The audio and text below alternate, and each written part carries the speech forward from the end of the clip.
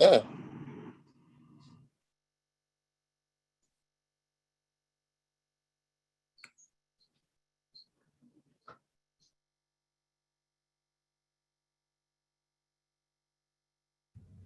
The 14B District Court is now in session. My name is Elaine Washington, and I'm the judge that will be presiding over this session. The court will call the case of the State of Michigan versus Zachary Yicky, case number 21 FB 1520. Laura Willenberg on behalf of the people. Ms. Willenberg. Good morning. Good morning, Your Honor. Michael Vincent on behalf of Mr. Yicky. Good morning, Mr. Vincent. How are you today? It's very early in the morning, but despite that, I'm functioning. Barely. Mr. Yicky and I have gone through the pre-sentence investigation report. We have no corrections to make of it. Thank you. Ms. Willenberg. Your Honor, I have also reviewed the pre-sentence report, asked that you follow those recommendations from probation. Thank you very much. Is there anything additional you'd like to say on behalf of your client, Mr. Vincent? Nice young man, who's working, and we've had several discussions on what's the current term, bad choices. He's doing good. Thank you. Is there anything that you would like to say this morning, Mr. Yicky? I'm aware of my mistakes, and I just want to turn it around and make it better. All right, thank you. I've had an opportunity to review the pre-sentence investigation report as well as the other attached documentation, including the police report. And I find that the recommendation is fair. I will follow it. It's the sentence of the court that you have $425 in fines and costs, gun safety education and safety training class, no use or possession of alcohol, marijuana, or illegal drugs or drug paraphernalia, no being in the presence of anyone using those, no use or possession of any firearm components, ammunition, or other dangerous weapons, and no being in the presence of anyone carrying those. Review for compliance in this matter in 120 days. How much time to pay? I can pay that within 2 months, within 1 month. Much better. 1 month. Your Honor, can he have about a month to pay fines and costs? Yes, he'll have the 120 days I gave him, but if he could pay it, wonderful. he can ask for early review and get this done, and he could do the gun safety class as well and ask for earlier review. So it's up to him. He can. You understand that? Yes. You can get off probation, pay the money, take the classes, and do what the judge says to do. Yes, sir. December 2nd, 2021 at 10 a.m.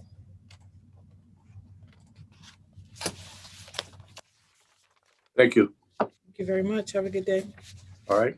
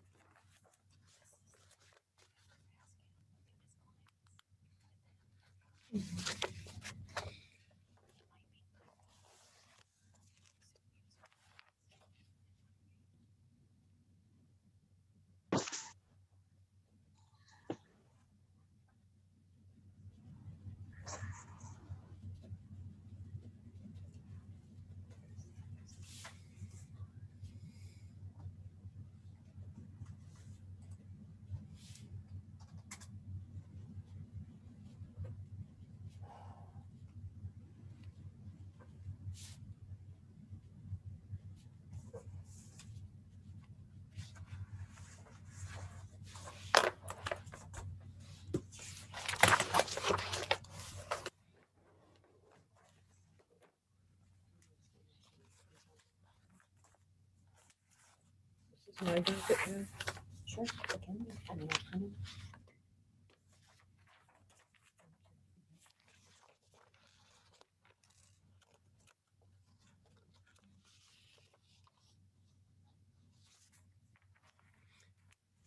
Mr. Moss, oh, I see him in the back with you. Your client is present with you, correct? He is, Your Honor. Good morning. Good morning. The court will call the case of the state of Michigan versus Adam Teal, case ticket numbers 21S386825A and B. Laura Willenberg on behalf of the people. And good morning again, Your Honor. Stephen Moss on behalf of the defendant Adam Teal, who is here and present with me in my office. And both Mr. Teal and I do consent, obviously, to this matter proceeding via Zoom.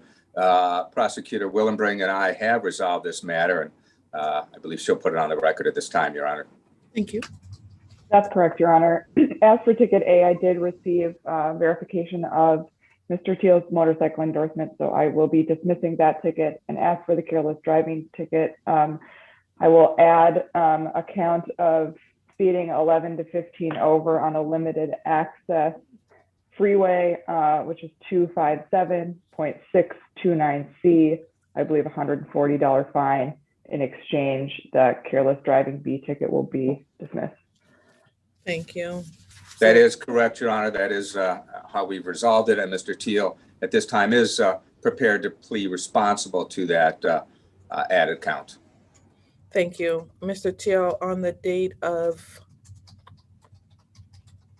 May 15, 2021, where you're on westbound I-94 in Huron and responsible for being 11 to 15 miles over the speed, sir?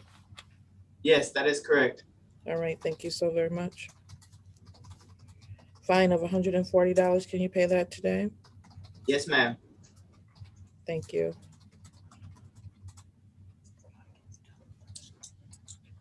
All right, we're gonna give you to tomorrow afternoon to pay that. It'll take us a while to get this into the system today so that you can actually be able to go online and make that payment, sir, okay? Sounds good. Thank you. Thank you, count one is dismissed. Thank you, Your Honor. Good to Thank you. see you. Good to see you, have a good day. You too. Ms. Willenberg, thank you. You have a good day. Thank you, Mr. Moss, as well.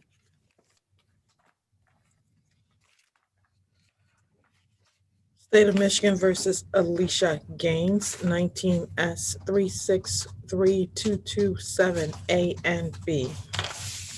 Laura Willenberg on behalf of the people. Good morning, Your Honor. Adam Wolak, P number 55741, appearing on behalf of Ms. Gaines, who is present and has no objection to proceeding on Zoom. Good morning, Mr. Willak. Morning. Hello, Ms. Gaines, could you please Yes, state your name? There you are, ma'am. How are you today? I'm fine. How are you? I'm well. All right. We have two tickets here, a driving while license suspended and equipment violation. That's correct, Your Honor. Her driver's license record, and what's the status? Is that what we're trying to find out? She does not Yeah. have a license at this time, Your Honor. We have just cleared up 6 tickets in another court. This is her last obstacle. We're hoping to resolve this today so that you can get reinstated.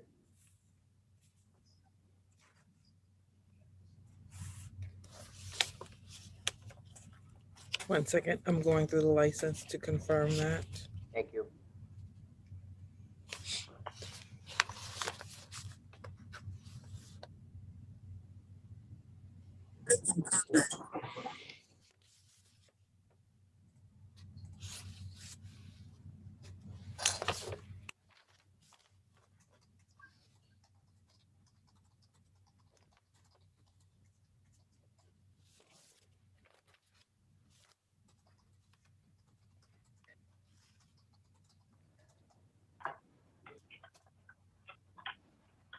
It appears she still has one suspension out of the 36th District Court.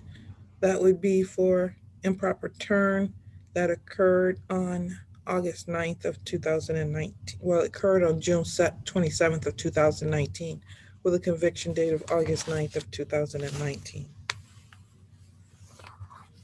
Wow. Well, actually, there are 2 out of 36. Wait, I don't know if the record has been updated, Your Honor. Just last week, we took care of 6 tickets in that court, and my understanding was that was all of the matters she had pending there.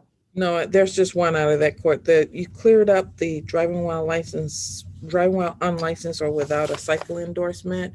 You cleared up the failure to comply with a judgment. But then this one, unless they just got it wrong out of the court, it is still not showing cleared. The one I just advised you of. Okay. The improper term is still not showing cleared, and you need to pay the clearance fees for both of the tickets here in 14B because they also have suspended her license. We can certainly pay those clearance fees today. I'd like an opportunity, I guess, to check on the 36 matter. We're here for arraignment / pretrial, so would the court consider setting it for a pretrial? That's correct. Let's see. As to the arraignment on the driving while license suspended, your client wants to plead not guilty or stand mute today. Waive formal reading and stand mute, Your Honor.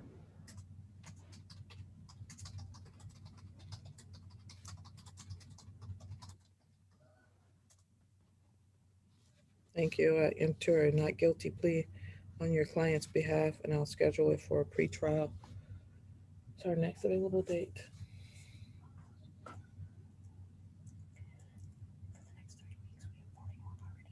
Okay.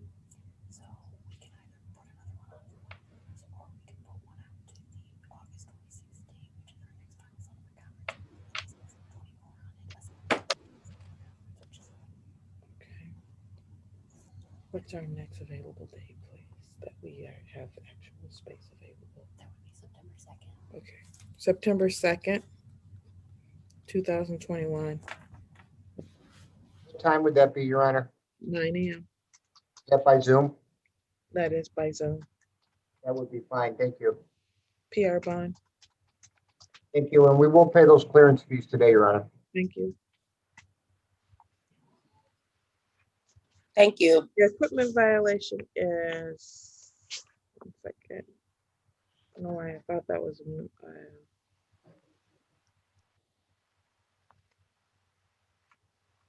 yeah. All right, I'm just going to put that over to the same date on September 2nd. It's a civil infraction. I'll set it over for a formal hearing. Thank you. September 2nd, 2021. Or you want it as a PHC, Miss Willenbray, so you don't have to have your I should do it as a PHC. Yes, Your Honor, I believe we can resolve this Okay, short of that. Yep. all right.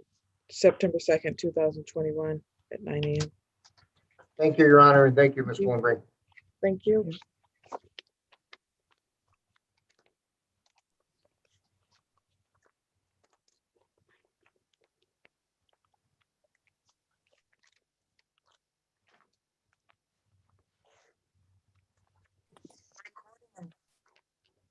State of Michigan versus Giovanni, moot, case number 21 S00259.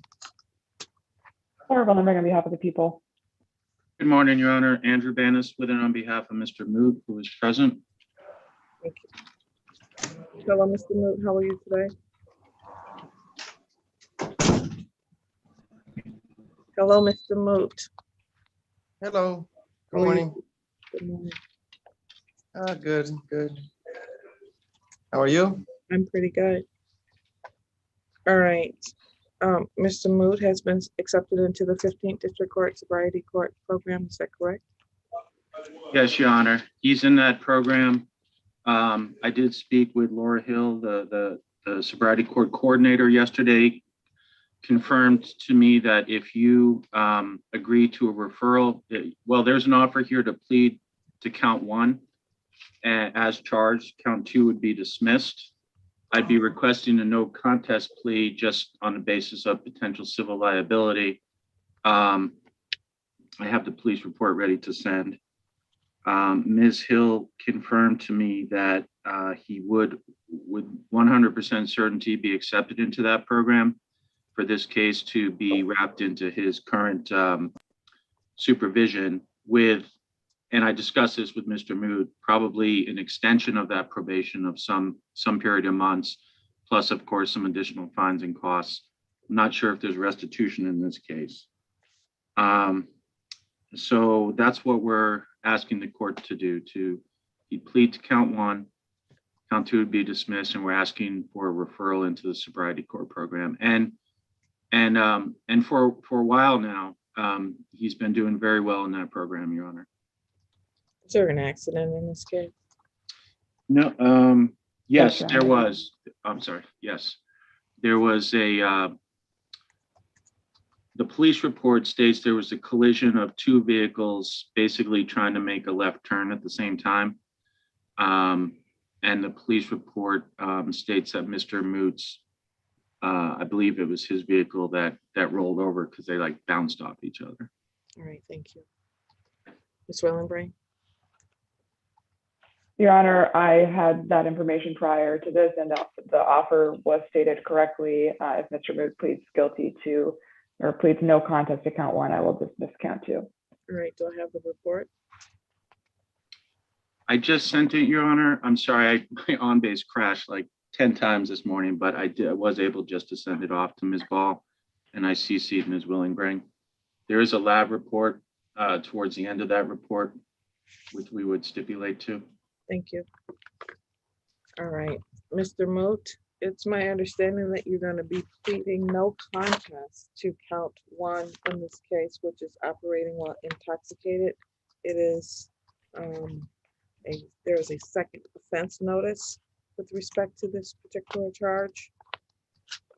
So what that means is that the original charge, which is a misdemeanor carrying 93 days, has been enhanced to make this a maximum of a 1-year misdemeanor. Do you understand that, sir? I do. All right. Please raise your right hand to be sworn. Do you swear or affirm to tell the truth, the whole truth, and nothing but the truth? So help you God. I do. Thank you. All right, I'm gonna go over some rights that you're gonna be giving up today by entering into this plea. It appears you before the magistrate back on June 16th of 2021.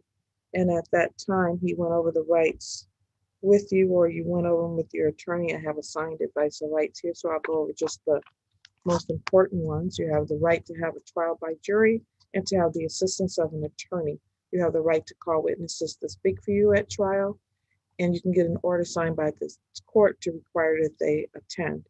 You have the right to see, hear, and question all witnesses against you at trial, and to be a witness for yourself or to remain silent. If you chose to remain silent, the prosecutor cannot comment on that. You also have the right to be presumed innocent unless proven guilty beyond a reasonable doubt. Do you understand those rights, sir? I do.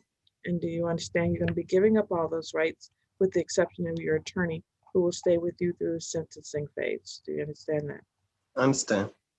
You also will not have an automatic right to appeal this. Do you understand that, sir? Understand. I understand you're on probation at this time, so this could be considered a violation of any probation or parole that you're on. And do you understand that, sir? Yes, I do. All right.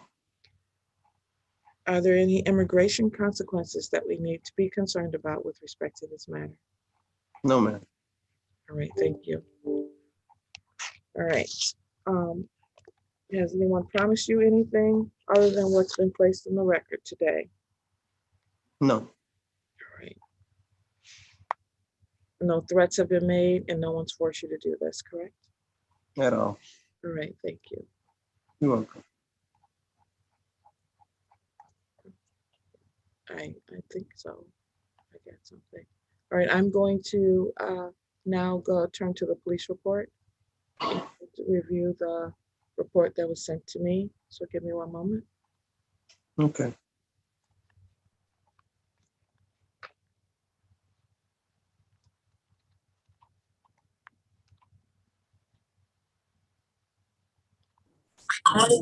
Reviewing case report 21-002-3528 with April the 12th, 2021 date of offense.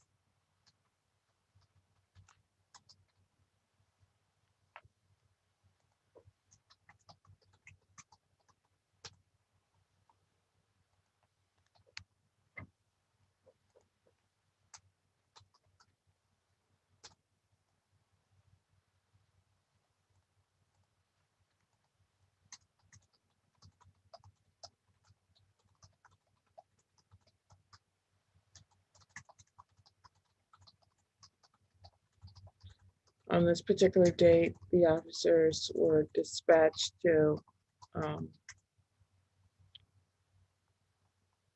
the vicinity of 1292 East Michigan Avenue in Ypsilanti Township, where they found that there was a two-car accident with a vehicle flipped over. And upon contact with Mr. Giovanni, they smelled strong odors of intoxicants, bloodshot eyes, and glass C, watery eyes. Unable to stand up straight and swing.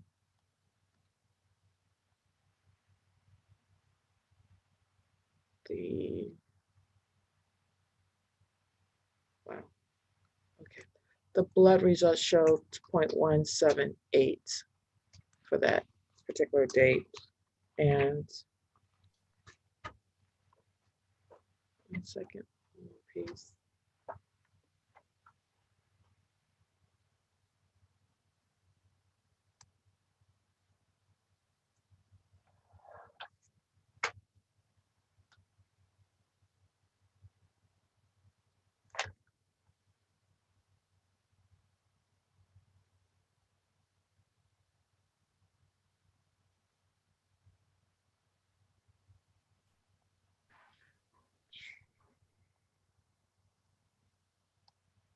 The passenger of the vehicle was still trapped in the vehicle at that time, but Mr. Moot, who was determined to be the driver, was standing on the outside of the vehicle.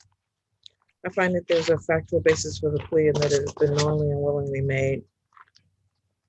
The people are satisfied, Your Honor. Thank you. Defense is satisfied. Thank you.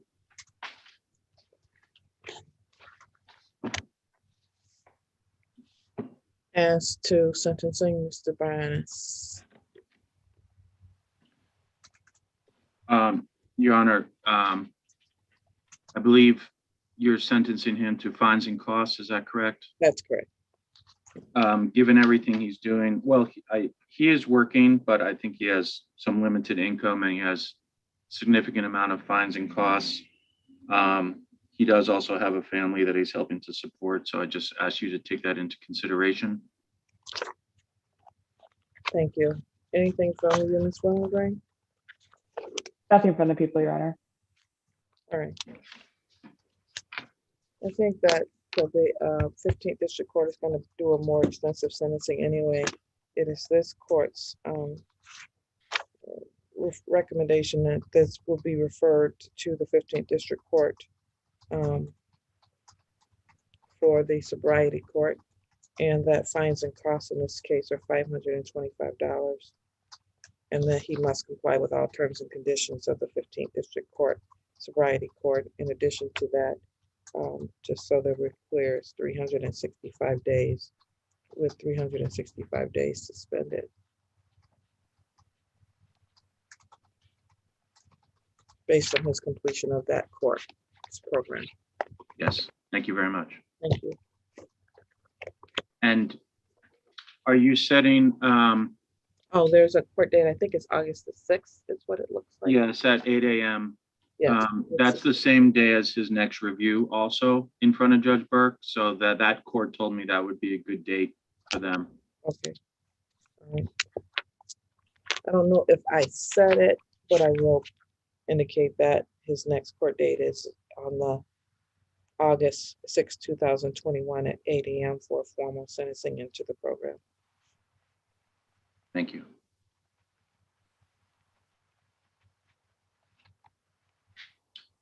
So Mr. Moot, Jim Gallagher from our office, who you know is is going to continue to help you in the 15th District Court, including now this case.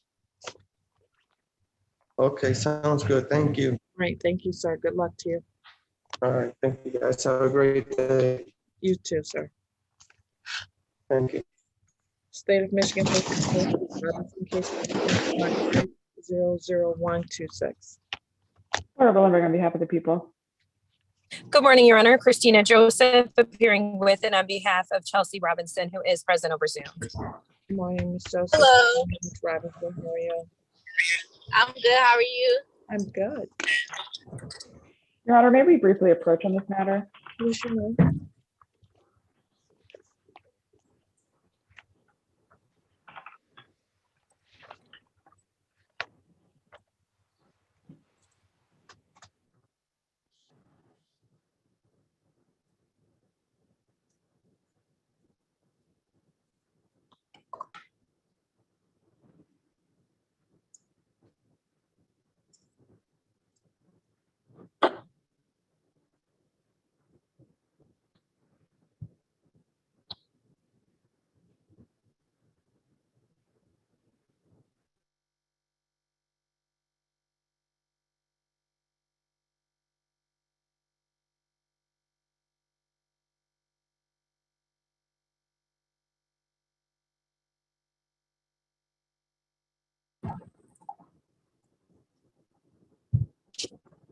Hello.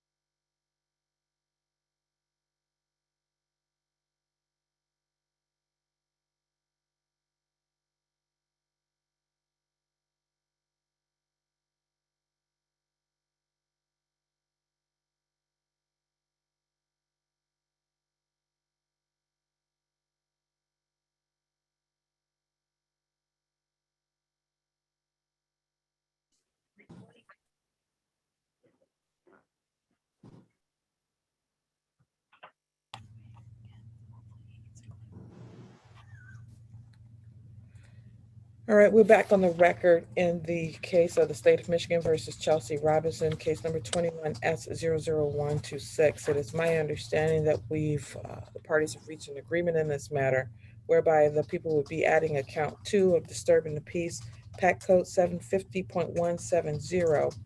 And upon a successful plea to that particular charge, count 1 would be dismissed. There is also an agreement from the court to follow the guidelines of the prosecution with respect to sentencing, which I'll outline at the time of sentencing. And Judge, if I may just clarify, it's also my understanding that the charge, the disturbing the peace charge, would be taken under the prosecutor's deferral. Yes, Your Honor, I did not add that in the breakout room, but this would be, there would be a prosecutor's deferred in this matter. Thank you.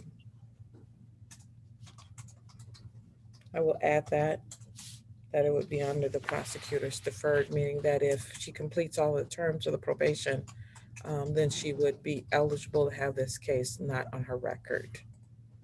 Thank you. All right. Is that your understanding, Ms. Robinson? Yes. Is that what you wish to do today, ma'am? Yes. All right, please raise your right hand to be sworn. Do you swear affirm to tell the truth, the whole truth, and nothing but the truth? Yes, I do. Thank you.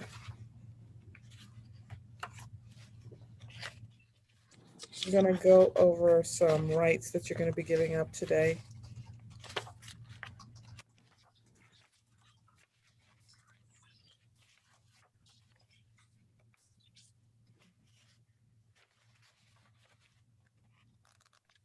Joseph, I thought we talked about this last time you were here. I still don't see the advice of rights in this file.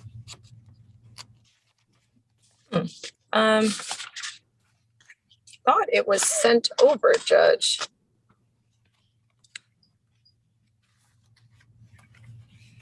It's not in here. I'm gonna need her to sign that or for you to send that back over to the court because it is not showing up in this file. Hey, Judge, I will do that. We have gone over those rights, though, Judge, and she does understand them and wishes to proceed. Thank you. I'm gonna go over some of the rights that you're gonna be giving up. Giving your attorney's representation that she's gone over them with you. I'm gonna go over the most important ones that you'll be giving up today. Okay, Ms. Robinson? Yes. All right. You have the right to have a trial by a jury and to have the assistance of an attorney. You have the right to call witnesses to speak for you at trial, and you can get an order signed by this court to require that the witnesses come to court. You have the right to see, hear, and question all witnesses against you at trial, and you could be a witness for yourself or remain silent. If you chose to remain silent, then the prosecutor could not comment on that. You also have the right to be presumed innocent until proven guilty beyond a reasonable doubt. Do you understand those rights, sir? Yes. You understand you're going to be giving up all those rights? Yes. In addition to that, there will be no automatic right to appeal this matter. Do you understand that, ma'am? Yes. There are also you may also, if you're on probation or parole at this time, it could be considered a violation. Do you understand that? Yes. Are there any immigration consequences that we need to be concerned about? No, Judge. Thank you. All right, ma'am, has anyone promised you anything other than what I placed on the record? And I will be outlining the sentencing portion of this, which will be, just so we're clear, 9 months on probation. You have to complete an anger management course. That is a one-day course that you need to complete. You also need to take the gun refresher course, and there will be no contacts with Ms. Karen, no direct contact with Ms. Karen Baker. Do you understand that, ma'am? Yes. All right, is that your understanding of the agreement? Yes. All right, thank you. Anyone force you to plead guilty today, ma'am? No.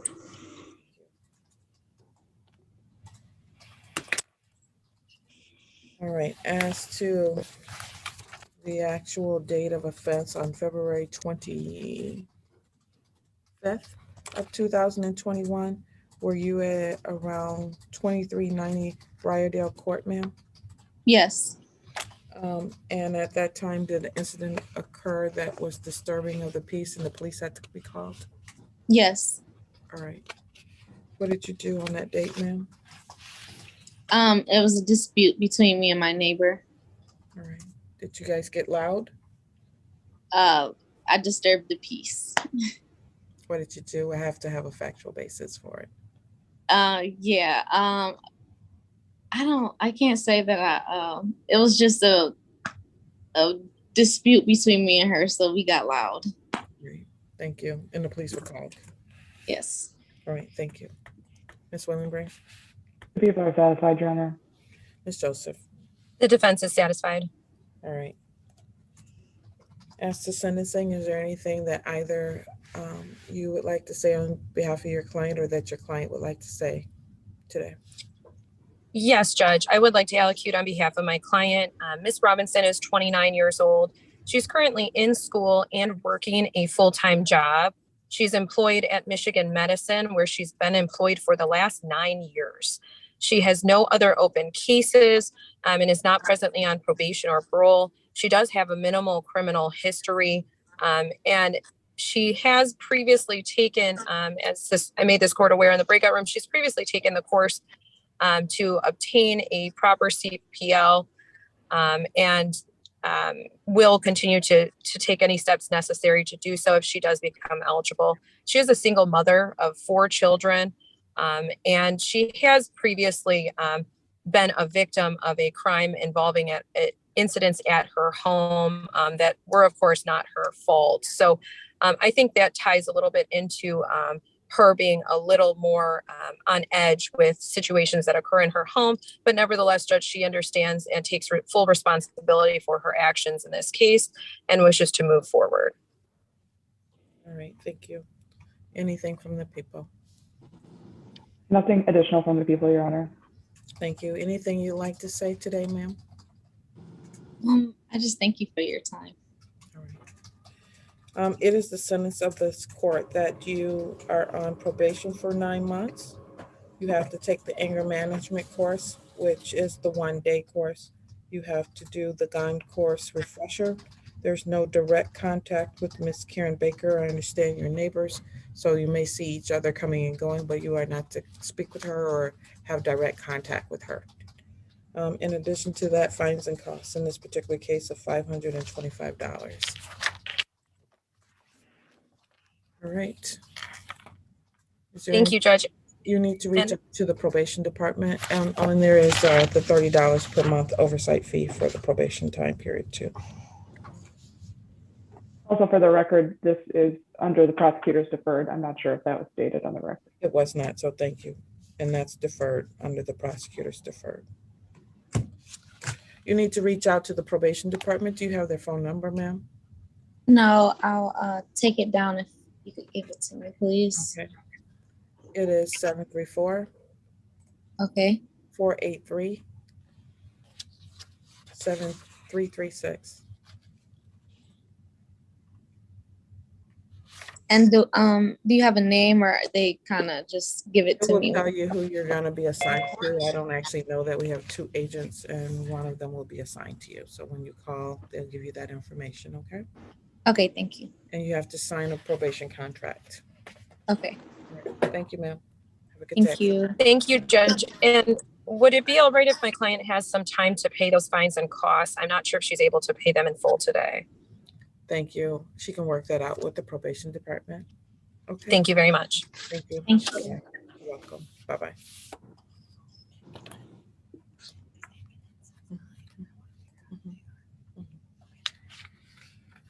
All right, there is a phone number that has been allowed into the virtual courtroom.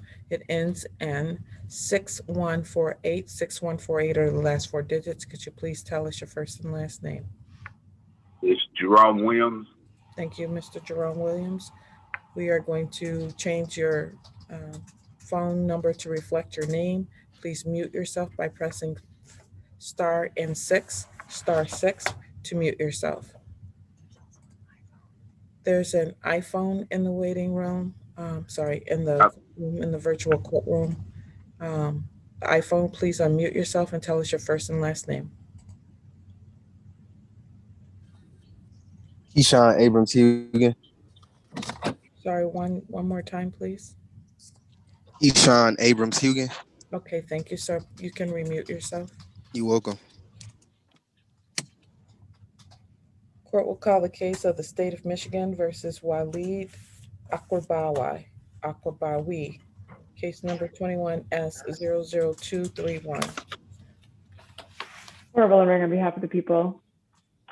And good morning, Your Honor. Hassan Beyz on behalf of Mr. Walid Al-Kawabi, who is present. Mr. Walid, state your name for the record. Walid Akrabawi. Good morning, Mr. Good Akwabawi.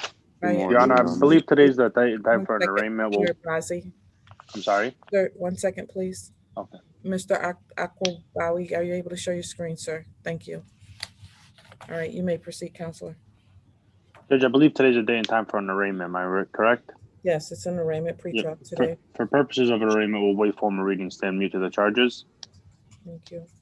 We'll ask for a pretrial date at this time. I did have a chance to talk to the prosecutor briefly through the chat. I did send an email out requesting discovery on this case. She did relay the offer to me. She is going to keep that offer for a pretrial date, and I will get with her if this could be resolved prior. Thank you. Mr. Akwabawi, you're here today for an arraignment on 2 counts, operating while intoxicated, which is a 93-day misdemeanor and or $100 to $500 fine plus court costs. Count 2 is operating with the presence of a controlled substance, which is also a misdemeanor with a maximum of 93 days and or $100 to $500 fine plus court costs. I would enter a not guilty plea on your behalf. Mr. Bazi, have you had an opportunity to go over the advice of rights with your I did, Your Honor. And has he signed that and sent it back over to the? No, I did not. No, I'm sorry. I went over the rights with them previously.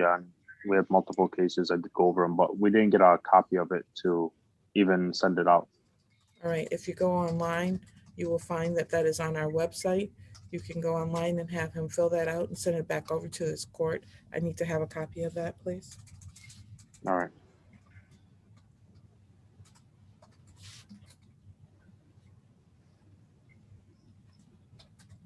Judge, is your email address on the bar journal, or is it like a separate email that you want me to send it to? You go onto the website and then you fill it out and it automatically goes to the clerks. Oh, okay, no problem. I'll have him do it then. Thank you. As to the bond in this case, Judge, I believe he had posted a bond because this was set into a warrant status for failure to show. However, he was out of the country, and I believe he posted a bond. Did you post a bond, Mr. Walid, or was it a personal bond? No, it was just a personal bond. They released me. No. Your Honor, then in that case, we're just asking to continue the personal bond. actually, I don't see where he was ever arraigned on this case. So this is when the bond is set at arraignment. Okay, Your Honor, and I apologize. Then at this time, we're asking for a personal bond. He did retain us. He's showing up to court. He has every intention to resolve this case. He's now no flight risk. Thank you. Ms. Willenbrain? Your Honor, I have no objection to a personal bond. I would like abstention from drugs or alcohol. The allegations in this case are use of THC, so would like some kind of testing for THC in this matter. Thank you. All right, the bond in this case will be set at personal recognizance with the following conditions: no use or possession of alcohol or illegal drugs, including THC.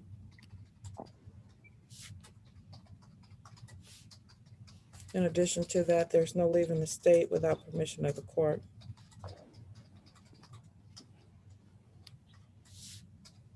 Thank you, Your Honor. And there will be testing 3 times per month. Does he get with your court to do that, Your Honor, to set it up? To call over to community corrections to set up that testing. We will send an order over there for him to be able to do that. He should wait till the end of the day. And then they should have the order by then. He needs to call the community correction. I'll have him call tomorrow. Okay. Thank you, Your Honor. And the next pretrial in this case, September 2nd, 2021 at 9. I'm sorry, I didn't hear you, Your Honor. I'm sorry, September 2nd, 2021 at 9 a.m. And that's via Zoom, right? That is via Zoom. Yes, sir. Thank you, Your Honor. All right. Have a good day to yours there. Have a good day. Thank you. So Dennis asked for a breakout room, but I ended up having to mute Mr. Williams. He asked for a breakout room with Mr. because it didn't mute himself. So I was gonna explain to Andrew how to explain to him how to unmute himself. But Andrew's on both of these ones first too, Mr. Who are up before him. All right. Thank you.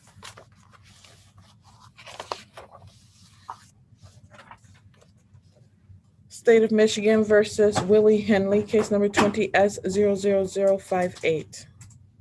Laura Willenberg on behalf of the people. Andrew Bennis with and on behalf of Mr. Henley. Can you hear us, Mr. Henley? Yes, I can.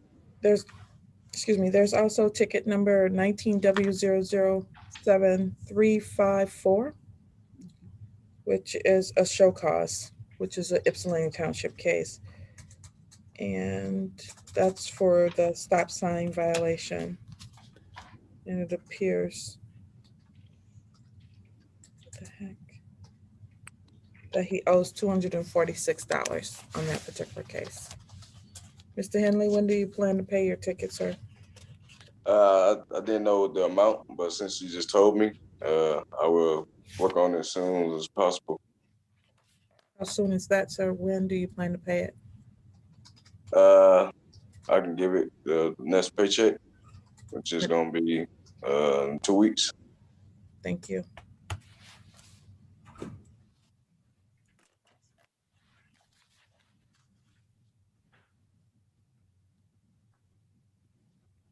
And where do I make that payment at? Secretary of State or to the court? You pay it to the court by August the 13th is what you're telling me, sir? Yes. Thank you. All right, with respect to the actual 20S00058, we're here for a pretrial on that matter. Yes, Your Honor. There's 2 counts. One is no insurance and one is driving without a valid license, or DWLS. I did speak with Mr. Henley yesterday. Obviously, if he could get insurance and a license, I would be discussing that with Ms. Willingbrink. As to count 1, the insurance, his engine died. I think he's scrapping that car. So I don't think he's intends to get any insurance until sometime in the future when he can get a vehicle again. And as to count 2, he's asking for some more time to get his license. The issue he's having is, well, I think he just said he has to pay off this ticket. He is a manager at a Dollar Tree. Is that correct, Mr. Henley? Dollar Tree? Yes, sir. And he works Monday through Saturday. And if anyone calls in sick or anything like that, he's required to be there as a manager to fill in. So he's having trouble scheduling an appointment with Secretary of State. But I did explain to him at some point, maybe today, maybe in the future, we're not going to be able to get additional adjournment. So I did emphasize to him how important it is to move forward, trying to get his license back so we can resolve this. So for those reasons, he's asking for a little bit more time if possible. Yes, we were here back on June 17th, and I went over his driving record with him at that time, which is not bad. I don't have an updated one, so I'm not sure if anything new occurred. He really just needs to, he's got reinstatements on most of his offenses. So reinstatement.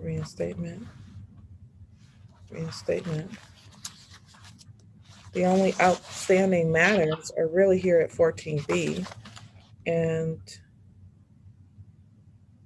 he needs to pay the reinstatement fees on the tickets in these cases. If he pays those, he'll be eligible. That's only $135. 1 second, there's one more.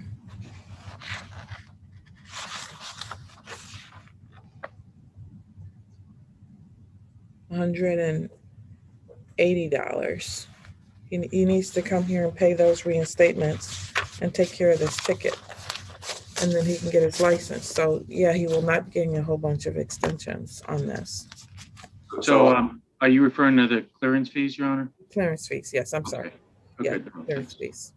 So, Mr. Henley, as you heard, that you just need to make some payments, I believe, and then you'll be eligible to go back to Secretary of State and get your license.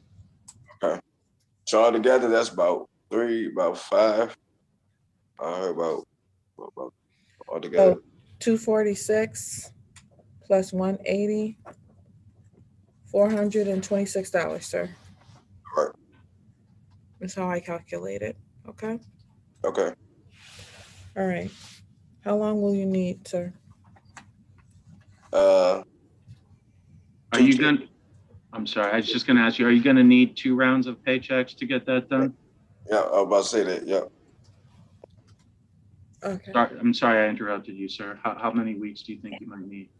2 checks, two paychecks. So I can send 200 for each paycheck. I still got other bills too. I'll give you a little bit more than that to make it a little easier for you. So we'll bring you back at the end of September. Okay.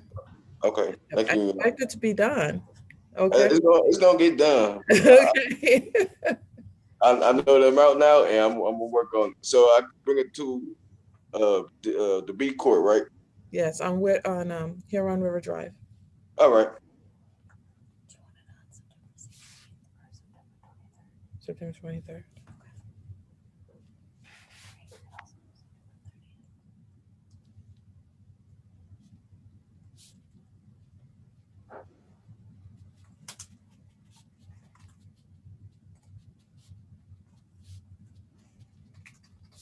September 23rd, 2021 at 9 a.m., sir. All right. And Mr. Henley, I recommend you make an appointment with the Secretary of State. You wouldn't want it to be soon. You'd want it to be a few days after you make the payment to the court, or maybe a week after.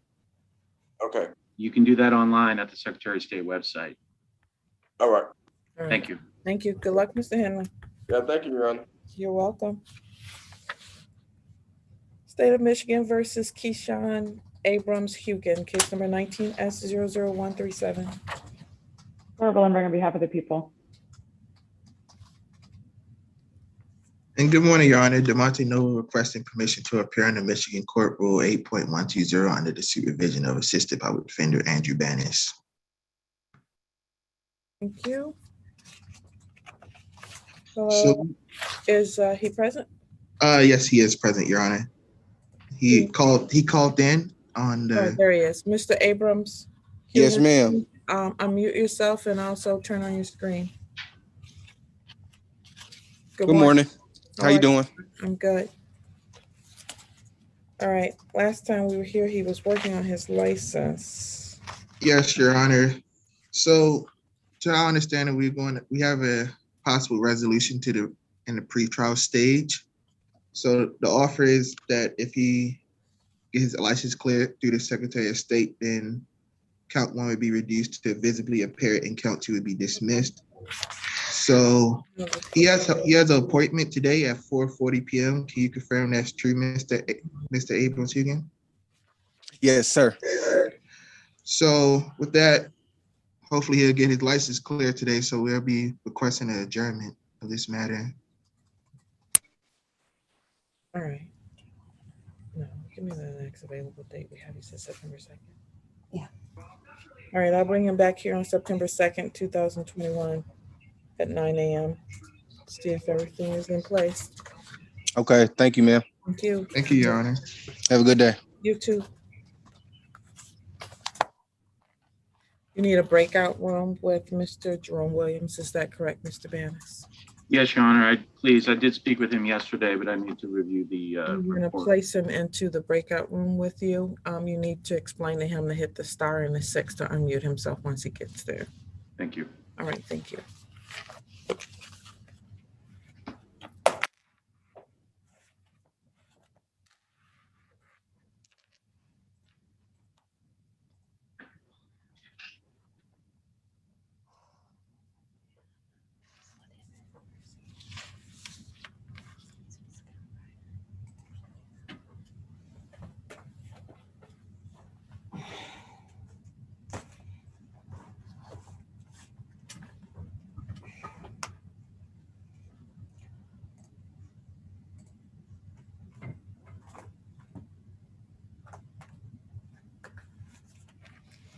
Thank you. I will call the case of the state of Michigan versus Scott Ryder, case number 21S00107. Laura Vollenberg on behalf of the people. Good morning, Your Honor. Dan Guerin on behalf of Scott Ryder here by Zoom. Scott, can you identify yourself? Morning, Your Honor. Scott Ryder. Good morning. How are you? Good, Your Honor. How about yourself? I'm pretty good. Your Honor, if I may sort of take the ball from there, we're here for sentencing. I didn't get anything from probation, so I'm not ready to address a recommendation. So Yes, I don't have anything from probation either okay. on this matter.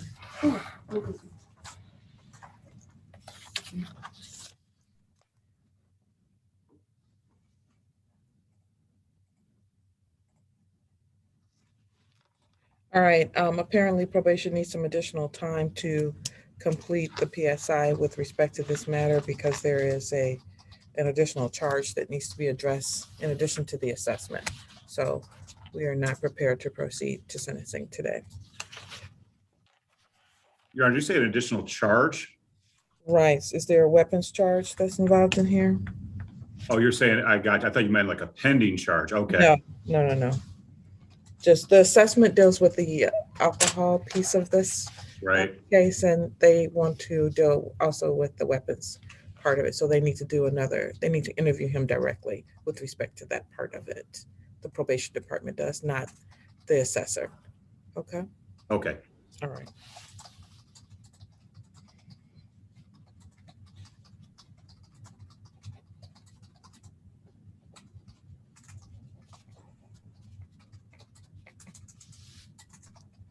September 2nd.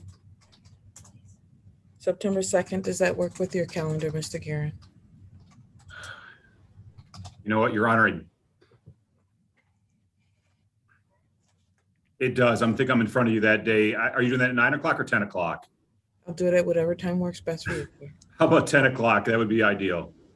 September 2nd, 2021 at 10 a.m. for sentencing. All right. Sorry about that. We're all set though. Sorry, Mr. Ryder. We'll see you on September 2nd. You also need to call the probation department so that you can schedule an appointment to speak with Mr. Heaton and have a probation interview with him because of the second charge on this particular case, okay? Yes, Your Honor. All right, thank you. Thank you, Your Honor. You have that number, Mr. Ryder? I do not, Your Honor. You have a pen? I see you sitting at a desk, I think. Yes, ma'am. 734-483-7336. 7336. Thank you very much, Your Honor. Thank you, sir. Thank you, Your Honor. Have a good day. You too. Bye-bye. Good morning, Your Honor. Good morning. How are you? Thank you, Your Honor. Fine. Is your Can I client, check in, Your Honor? yeah, we don't have a check-in process necessarily. But is your client expected to be here today? Yes, Your Honor. I spoke to him last night. It's just 10 on the dot now. It's Mr. Williams, so he should be here. He's not. He's soon, unless he's confused. I know I talked to probation this morning. They had talked to Mr. Williams, and they're going to need more time to prepare the probation report. They just got the evaluation, the substance evaluation yesterday. That's what she told me. I don't know if she's spoken with Ms. Willenbring yet. So I don't know who the she is that you're referring to. Maybe it's. I'm sorry, it's the probation department. Oh, you mean okay. All right, I understand who you're referring to. I don't know whether she is either, but we'll have to see if he shows up, and then if you do, I'll call the matter for you. Okay, Mr. Early? Okay, thank you. Thank you.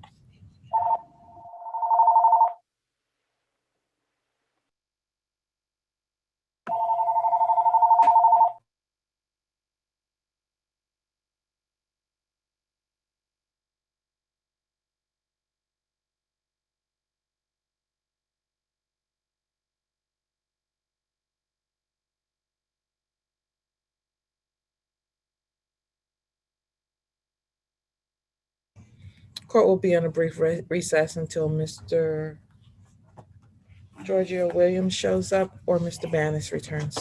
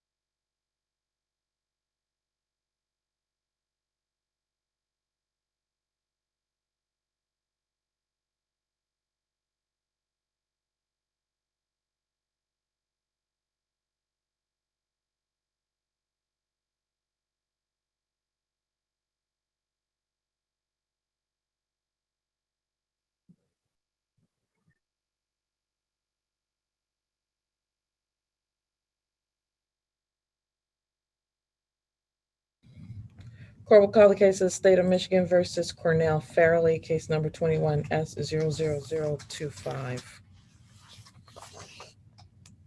Laura Willenberg on behalf of the people. Good morning, Your Honor. My name is Eileen Hartman, and I am a student attorney with the University of Michigan's Civil Criminal Litigation Clinic. I am requesting permission to appear under Michigan Court Rule 8.120 on behalf of Mr. Fairley and under supervision of Allison Friedman. Permission is granted. Can I see probation and counsel in the breakout session, please? We're here today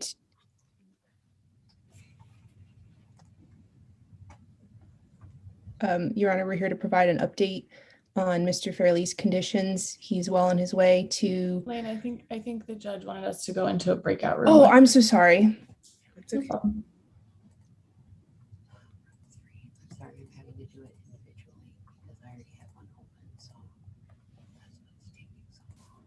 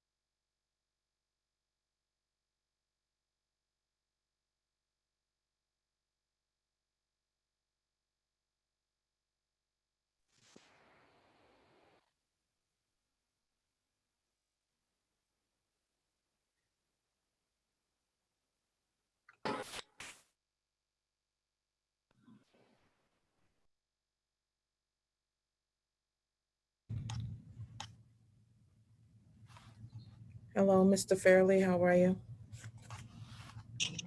I'm well. How are you, Ms. Washington? I'm okay. All right, a couple of things that I want to talk to you about so that we can make sure we're on the same page here, okay? Okay.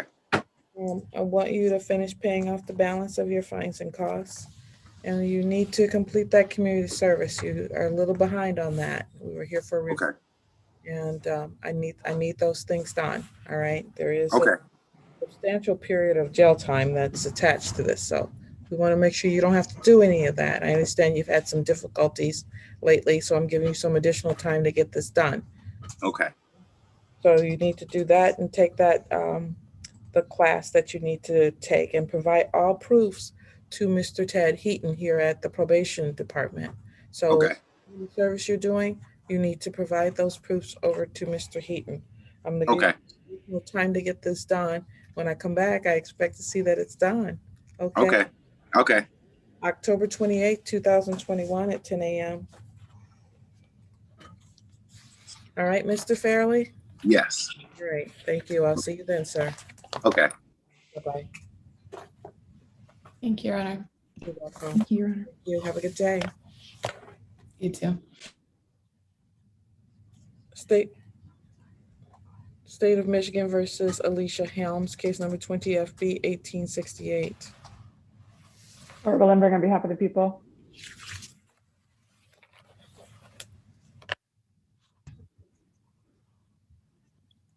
I lost the attorney. Okay. Great, I'm sorry. Ms. Helms, you can, first of all, when I call your case, you can't be driving and being on Zoom at the same time. It's illegal. But secondly, your attorney apparently left the virtual courtroom, so we're gonna have to pass it until he returns. Yes, I'm pulling over now. I work during DoorDash, so I was waiting until my case was called. So I'm Your attorney's not here right now, so you don't need to pull over. We need to pass this matter, okay? We'll recall it, so you can, you'll have to go back to whatever you were doing, but he's not present. He left, so. That's a she? Oh, she's not present, okay? Oh, okay. She was here and now she's gone. We don't know what happened, so I'm sure she'll come back into the waiting room, okay? Okay. Thank you. Oh, yes. State of Michigan versus Georgia Williams, case number 20S00261. Barbara Lindbergh on behalf of the people. Mr. Early, you're muted. I'm sorry, Your Honor. Good morning, Your Honor. S. Allen Early on behalf of Mr. Williams, who is present, and we consent to the Zoom hearing, Your Honor. Thank you so much. All right. So as you indicated, Mr. Early, the probation department has not provided us with a PSI report because they just received the assessment last night with no time to get it completed for today's date. So we will need to adjourn this out for sentencing.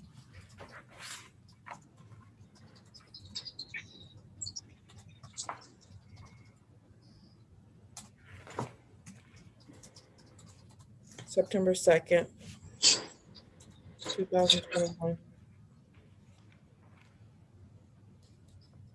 You say 41 except for. What time, Your Honor? Except for the 26th. Okay.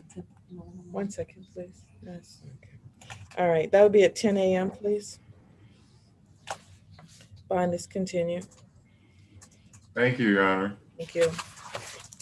Thank you, Your Honor. Thank you. Have a good day, Mr. Williams and Mr. Early. Okay, thank you. We're going to leave, Your Honor. You too, Your Honor. Thank you. State of Michigan versus Jerome Williams, case number 21S00070.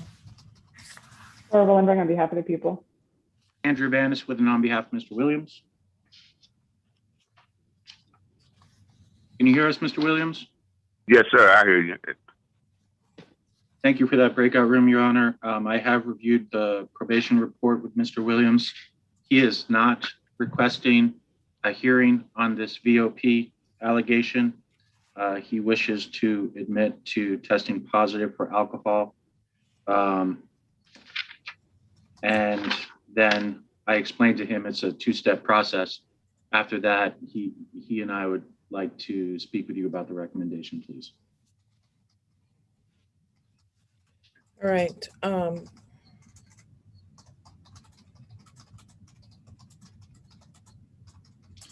So I believe in time scheduled for a violation of probation, arraignment, and hearing is the way I see it. He has tested positive on June, let's see, July 7th, 2021. He tested positive for alcohol after being sentenced just on June 30th. Your Honor, I believe he was sentenced on June 29th and then to 18 months probation, and he ordered ETG within 24 hours. Correct. So on June 30th, my understanding is he tested positive. He did tell me he then tested 2 times again. And so, and as you said, as you're saying now, one of those, July 7th, was a positive test. But I'm presuming the second one was, I don't know if the second test after June 30th was positive or negative, or what date that was. But in any event, there's the 2 dates, June 30th and July 7th. Thank you. So that is a violation of your client's probation, and he has a right to have a hearing on this matter. And if he is found guilty, or if he admits to the guilt, he could be subjected to the original maximum penalties. However, it's a technical violation, and the recommendation is for the 5 days in the Washington County Jail. Mr. Williams, you understand that, sir? Yes, I do, Your Honor. All I want to say is that I've been drinking all my life, right? And it don't happen with a snap of the finger. And I've been down there 2 times again, and if they were to do a check, I was clean those very next 2 times that I went to drop urine. Before you get to that piece, sir, are you admitting to drinking alcohol and testing positive for that on July 7th and June 30th? Your Honor, I think those tests go back more than just 3 days. So, Mr. Williams, I'm sorry to interrupt you. I'm sorry, Your Honor. Go ahead. We talked about this in the breakout room, that it's really a 2-step process. The judge just wants to know if you're disputing that you tested positive for alcohol on June 30th. That's the day we discussed. And now we both know that the additional allegation is that on one of those 2 subsequent tests, you tested positive for alcohol on July 7th. And if you want a hearing on those, like we discussed, you can. But if you admit to them, it's at that point we'll be able to speak to the judge in more detail about your situation. So, did you want to admit to the positive alcohol tests? Yes. Okay. And that's your choice. I'm not forcing you. I'm just No. Okay. Okay, once again, sir, did you test positive on June 30th and July 7th, or some date after that, or during that time period? Okay. The day I got that letter that they said I posted, I'm not remembering the dates. The dates are not coming in too clear, but the day that they sent the letter, it's possible that it was. I got to say yes, because it is possible that I could have had, but I think that test goes back a little bit further, because they can't regulate the amount that I consumed. All it was that it came positive. So that's a yes or no question. It's a yes question. Is it a yes answer? Yes. Thank you. You're welcome.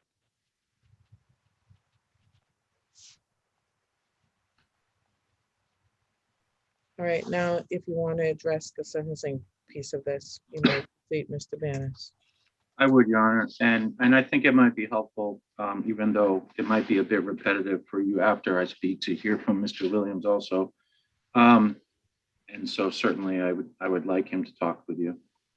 First of all, Your Honor, I fully understand there needs to be some sort of sanction here. And there's a two-part recommendation: 5 days in the jail and an alcohol tether. I would hope, for the reasons I'll explain, that you go with the tether as the, since this is. Mr. Banis. Yes, I yes, want to ma'am. be very clear that I told your client when I sentenced him, as a matter of fact, I had him come into the courthouse, that any violation would be jail time. And that's what I'm gonna do, just so you know. Okay. Well, in that case, Your Honor, I will just say, I'll ask him to speak with you about what he was starting to say about that. He's 57 years old. He's taken doing AA meetings. He believes if he tests today, it'll be negative. That doesn't really change what happened in the past, though. He very much wants to continue working. You're going to sentence him to jail, then I do hope you don't go beyond the recommendation. That would affect his employment, but I fully understand you're taking into account public safety, in addition to thinking about him. So as he said, this is a process for him at 57 years old. He tells me he's been reducing. He's under court order not to drink at all, but I certainly do want him to stay on probation so that he will get to where he needs to be in the future on this 18-month probation program. Mr. Williams, did you want to say anything in addition to the judge? No, I don't have, no. Okay. All right. It's a sentence of the court that you serve 5 days in the Washtenaw County Jail, sir. In addition to that, you will be on the scround alcohol tether. I am sincerely hoping that you get this together. Every time that you come back is an increased amount of time that you will be serving in the Washtenaw County Jail unless we discharge you from probation and sentence you to the maximum, which, you know, I understand that you've been drinking all your life. I talked to you at length about how serious I was about this case because you were driving a semi-tractor trailer at the time of this particular offense. It does not get any more dangerous than this. Ms. Willenbring, I guess I should ask if you have anything to say, and I did not give you that opportunity. I apologize. Nothing from the people, Your Honor. Thank you. So when will you turn yourself in and start your 5 days, sir? I'm not sure. If you don't give me a date, I'll have you picked up. I'm sorry, ma'am. If you don't give me a date, I will send the police to have you picked up. Do you understand? Can you give me a month? No, I can't give you a month. Well, you asked me for a date. Mr. Williams. Yeah. I understand you were responding with what you were hoping she would do, but she's not going to do that. The judge is not going to do that. I know. So obviously, you're going to need to call in from work. I know. Yeah. And I think maybe if we're lucky, the judge might allow you to turn yourself in on Monday to give you a couple days in the weekend to work out your work schedule. But if you have any thoughts on that, then please go ahead. Is Monday going to work for you or no? Or a little bit more time, though. You know what I mean? Your Honor, I'm sorry. I need to ask him one more question. How much time do I have? Well, how much time do I have? Well, Your Honor, would you consider a weekend program, or are we way beyond that?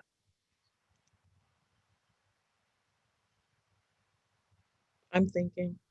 Thanks. Mr. Williams, do you have any days off that you could serve in the jail? What's your regular work schedule? Monday through Friday. Okay. Well, hold on a second, because I asked the judge a question and she's thinking about it. Okay.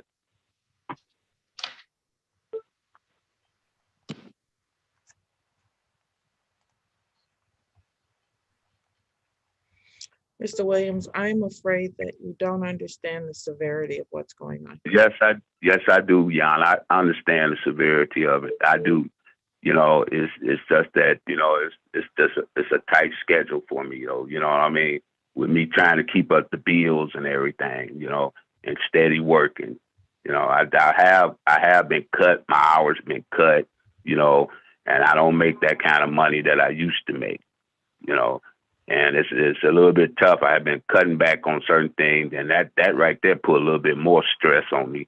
That alcohol was a drug that, you know, that kind of settled me, you know what I mean, from me, you know, being so nervous and everything. You know, it settled me. It's just that I had cut back on a lot of things, you know, on my activities and everything. And it's just like I said, it don't happen with a snap of the finger. If you ever knew someone ever been on a drug, you know what I mean, that was used to, like an aspirin or a Tylenol, you know, it helps you know, relax you a little bit, you know. If you ever had that experience before, you know what I mean, you know, it just didn't happen with a snap of the finger. But like Andrew was saying, you know, like if they, you know, I've been down there twice. They dropped me, and if you send me in today, I will be clean. I know it's a tough. I know y'all trying to make me behave here, you know, but you know, 5 days out with, you know, it won't do nothing but push me backwards instead of forward. Are you suggesting I need to do more time? Oh no, not more. What about that weekend thing that he was suggesting there? That I go in there and be in there on the weekend instead of taking me away from work. When will you report? And I'm not talking about a month, sir. I need. No. I mean, my weekend is free. You know, I can make those not demanding hours, but Monday through Friday is demanding. I gotta be there Monday through Friday. Let me give you one time for the weekend, sir. After that, there'll be no more weekend times if you violate again. Do you understand me? Yeah, I got it straight. Okay. You said that when I sentenced you, though, but then the next thing you just positive. So July 31st, we report it by 8 a.m. Is that the weekend? Yes, it is. Okay. Is that a Saturday? I check the calendar. Yes, it is. Okay. So that's this Saturday. That's this Saturday? Yes, it is.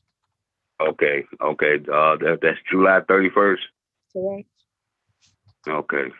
Let me get this out. At 8 a.m. Okay, 8 a.m. Would that be at the in Ypsilanti there, the county over there? The Washington County Jail in Ypsilanti, correct. That's the court at 14B there, right? No, it's not the court. That's the jail. Oh, is it? Oh, okay. I'm gonna need an address.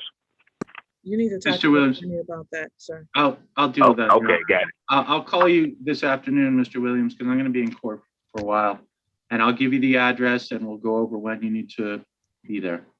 Definitive report to jail by 8 a.m. 5 days. You can do those on the weekend. Thank you very much, Your Honor. I don't expect to see you again here, Mr. Williams. You understand? Oh yeah, I got you. All right, thank you, sir. Okay, thank you. State of Michigan versus Darren Watkins, case number 20S00651 and 21S00271. Laura Willenberg on behalf of the people. Andrew Banis on behalf of Mr. Watkins. I'm right here. Watkins, please sit up.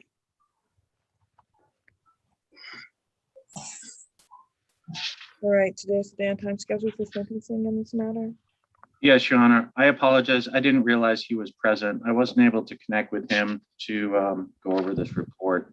That's I don't know. You need a breakout room with Mr. Watkins. I do. I'm trying to see if any of my other clients are present. Is Benjamin Williams yours? Mr. Wilmon is present just to hear your ruling on the matter you took under advisement. All right, thank you. All right, what we'll call the case of Ypsilanti Township versus Benjamin Wilmon, 21T00196. Paul Barnett on behalf of the township. Andrew Banis with and on behalf of Mr. Wilmot. Today is the day and time that the court scheduled to issue a ruling with respect to this case. The court had a bench trial in this matter and on July 1st and took it under advisement to continue to consider the testimony that was provided. I heard extensive testimony from the complaining witness in this case, as well as Mr. Wilmot about what happened that day.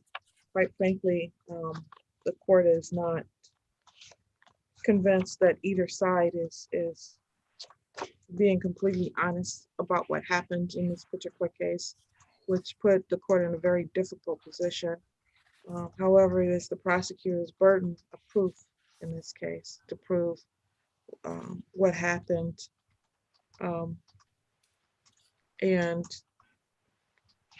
in this particular case, the complaining witness indicates that they were in a heated dispute. And during the midst of that dispute, he was sitting on one side of the bed and she was sitting on another when he punched her in the face. He testified in this particular case that she walked over to him after sitting a shot glass down, and that his hand knocked into her arm and his finger was caught in her nose and created the damage that was on her face. She was clearly injured in this altercation. However, it is not clear to the court what happened on that particular day. And after giving considerable amount of thought to this, and the burden of proof being the prosecution's burden of proof, the court finds that the prosecution has not met their burden of proof in this particular case. And for that reason, I have to find not guilty. The defense is not required to prove their innocence, or I don't believe that self-defense is the reason. It's more a matter of the court just cannot determine what happened that particular day. Thank you. Find not guilty. Thank you, Your Honor. Okay, Mr. Wilmot, you can disconnect. And I'll talk to you tonight if you have any questions. We can't hear you. You need to unmute, Mr. Wilmot. Only question I have is about the return of my properties. You need to talk to your attorney about that, Mr. Wilmot. Okay. All right, and Yes. I want to be very clear. Don't come back before me about these types of matters. You understand me, sir? Yes, ma'am. All right. Thank you, Your Honor.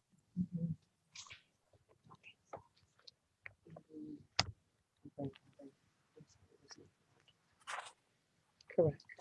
We'll give you a breakout room, Mr. Banis.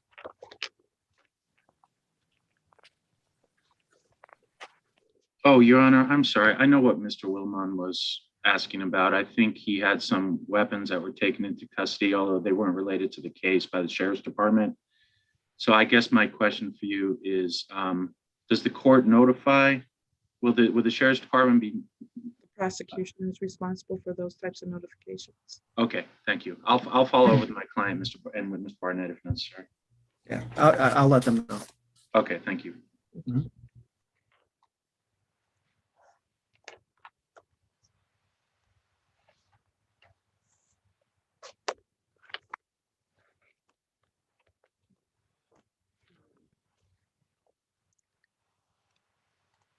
State of Michigan versus Deborah Clark, 21S00148. Laura Willenberg on behalf of the people. Good morning, Your Honor. Nor Corey on behalf of the defendant, Deborah Clark. Good morning, Ms. Deborah Clark. Are you present?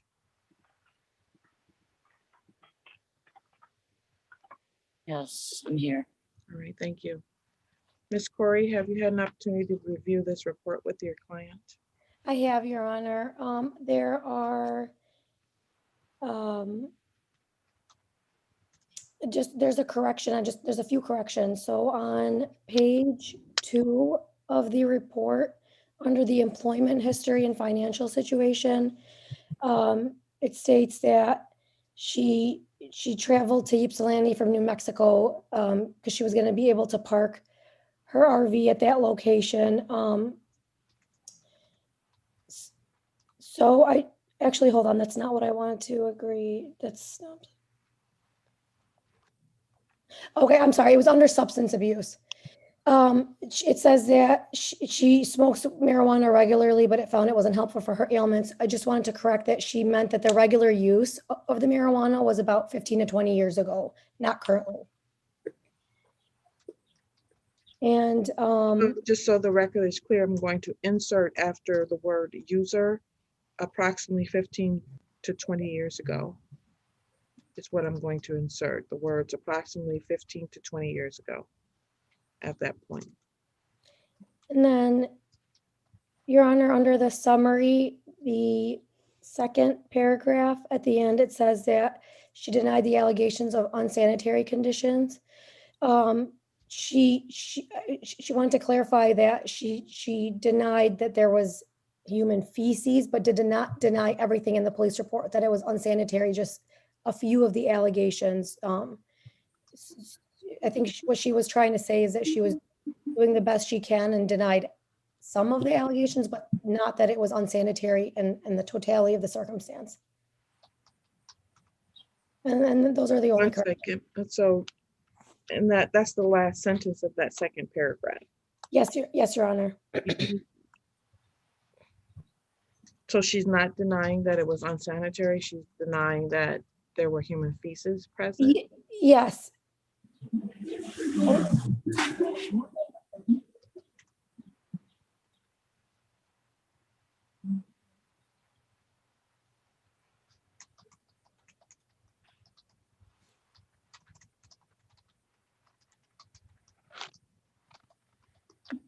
So it will read, the defendant denied the allegation of human feces being present in the RV.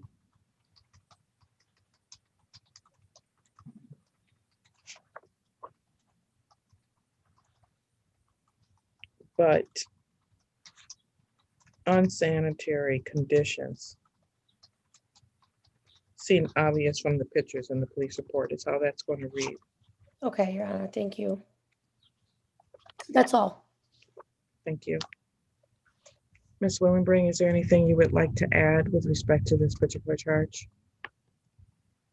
Your Honor, I did review the report and have reviewed this report several times. I ask that you follow the recommendations from probation. Thank you. Ms. Corey, is there anything you'd like to say on behalf of your client? And I'd specifically like you to address the issues with respect to the $157,545 with respect to boarding and the medical of $5,924.89 for a total request of $163,469. Yes, Your Honor. Your Honor, Miss Clark has severe mental health and physical issues that have really have negatively affected her life. And the last 3-4 months, well, the last 6 months now have been the hardest time of her life. She was living in New Mexico. She came to Ypsilanti briefly to get her vehicle fixed, and she didn't plan to be here long-term, just to get something in her vehicle fixed. But ever since she was here, her life flipped upside down. Her vehicle caught on fire. It just a host of negative events, and it definitely made her living situation worse than it usually is. She takes responsibility. She understands that the conditions were unsanitary. She understands that she could. It's just not livable for even a human, let alone animals. And she wants the court to know that this isn't how she lived her life, and this isn't how the cats were treated. She truly loved the cats. She's had them since their grandparents were there, and she never wanted to put anything in, or any animal in harm's way. And ever since this has happened, her health has declined even more. So she feels that the cats were the only thing keeping her alive and keeping her strong to maintain her health. So she just wanted to emphasize the importance of the cats to her life, and her intentions were never to put them in the situation that they were in. She's also almost done with her bachelor's degree majoring in history, and she wants to be able to move on with her life and get better, and hopefully one day be able to possess her cats again. She understands that this court very likely will not give her the cats back, but of course that's her request after she gets her life together and lives in a more suitable environment. Your Honor, she only, when it comes to restitution, her monthly income is $721 because she's on disability. So she can't fathom the thought of even how she would ever be able to repay back the restitution, especially if, if the court deems that they shouldn't be with her, the cats shouldn't be with her, then we would ask that she doesn't have to pay that restitution back. And if for any reason this court deems it necessary, she would absolutely need to be on a payment plan. It's probably going to last, honestly, the remainder of her life. So, Your Honor, we're asking that if the court does follow the probation recommendation, to consider potentially allowing her to have cats back sooner than the 24 months if she can show she's able to do so mentally, physically, and the living conditions. Thank you, Your Honor. Thank you so very much. All right, Ms. Clark, is there something you'd like to say to the court today, ma'am? There's a lot. I don't know where to begin. I was trying to return to New Mexico when this happened, and I don't know why it took 5 months to build a case. I don't know why I wasn't given a chance to comply. I set up the vet appointments, and it was just a series of events in a few months led to that situation. And I probably would have been on my way to New Mexico in a week or so, where to a more familiar and stable environment for me and the kitties to get help. I was just trying to take care of a couple of things, and now I've been stranded for months. I haven't had my medications. I haven't had medical care, no agency to help me, and now somebody's vandalized my vehicle, and I've just been stranded here for months. And I'm not doing well, but my cats are what kept me going, and without them, I've basically fallen apart. They're my support system and my family, and I don't really have anywhere to turn right now. And I don't even know how they're doing. And it's just been really hard being away from them. Thank you, Ms. Clark. Ms. Corey, is your client trying to leave the state? She wanted to, Your Honor. She wanted to go back because her primary care physician is in New Mexico, where they can fill her scripts and treat her for her ailments, physical and mental. But her car was vandalized, so she doesn't have a way to get there now. As soon as she is able to get a vehicle to get her there, she will want to go back at some point. She's just trying to find a way to get the transportation to get there. And I spoke to her about the fact that if and when that was ever the case, she would need to take it up with probation or this court to request a moving. Thank you. This is a tough case. Yeah. I've reviewed the police reports. I've looked at the pictures. I've talked to Ms. Clark, and it's sad from the animal's perspective and from the human perspective. And so this makes these types of cases really tough. Ms. Willenbring, did I ask you if you had anything to say yet? I don't recall. You did, Your Honor. I had nothing to add. And I wish there was an easy solution to these types of cases, but there's not. And because there's not, this court is left in a position to try to do what the next best thing is. And in this case, I find that the recommendation is fair with the exception of the restitution piece, and so I will address that. It's the sentence of the court that you serve 24 months on non-reporting probation. You have fines and costs in this case for a total of $225. I will order restitution as to the medical and not as to the room and board. So $5,924.89. You are not to own, possess, or care for any animals while you are on probation. You're to meet with probation when and where directed, including any and all home visits by the probation department and the Huron Valley Humane Society. You're to surrender all the animals to the Huron Valley Humane Society. There's no possession of any firearms, firearm components, ammunition, or other dangerous weapons. And most importantly, I want a completed psychological evaluation with community mental health and to follow our recommendations of that. I am hopeful that she can follow these recommendations and hopefully then be able to find at least a treating physician that can take care of her other health concerns. Because it seems like there's a lot going on here and it's really sad that she has no support. Yeah. So, I wish there was an easier solution. I hope that, I don't know if you've made contact with community mental health already. She has. I've been working with them for months and it hasn't been very beneficial. I'm not, so basically I don't get to see my cats again. That's correct, ma'am.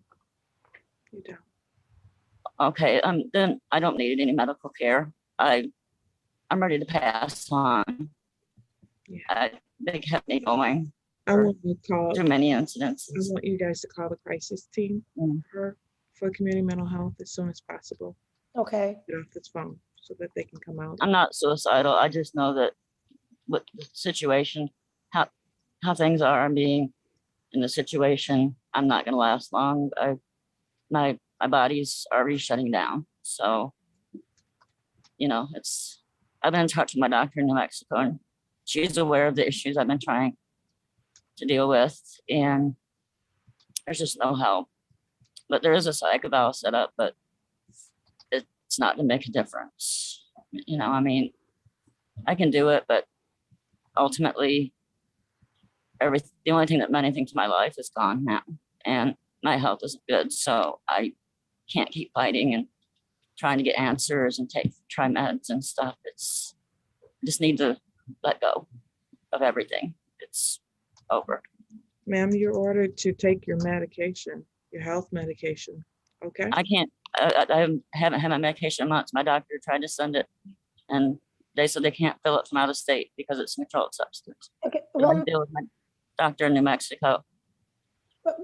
Judge, Your Honor, I will speak to Ms. Clark and explain to her that if she needs to travel, we can take it up with the court to get her prescriptions filled and to follow any medical treatments.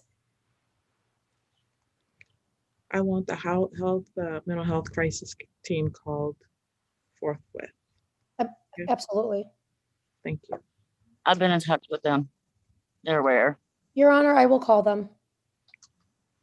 And please reach out, Ms. Corey, to Mr. Heaton so that I can get a better sense of what's going on with that part of her mental health. Okay. Absolutely. Thank you. Thank you, Your Honor. You're welcome.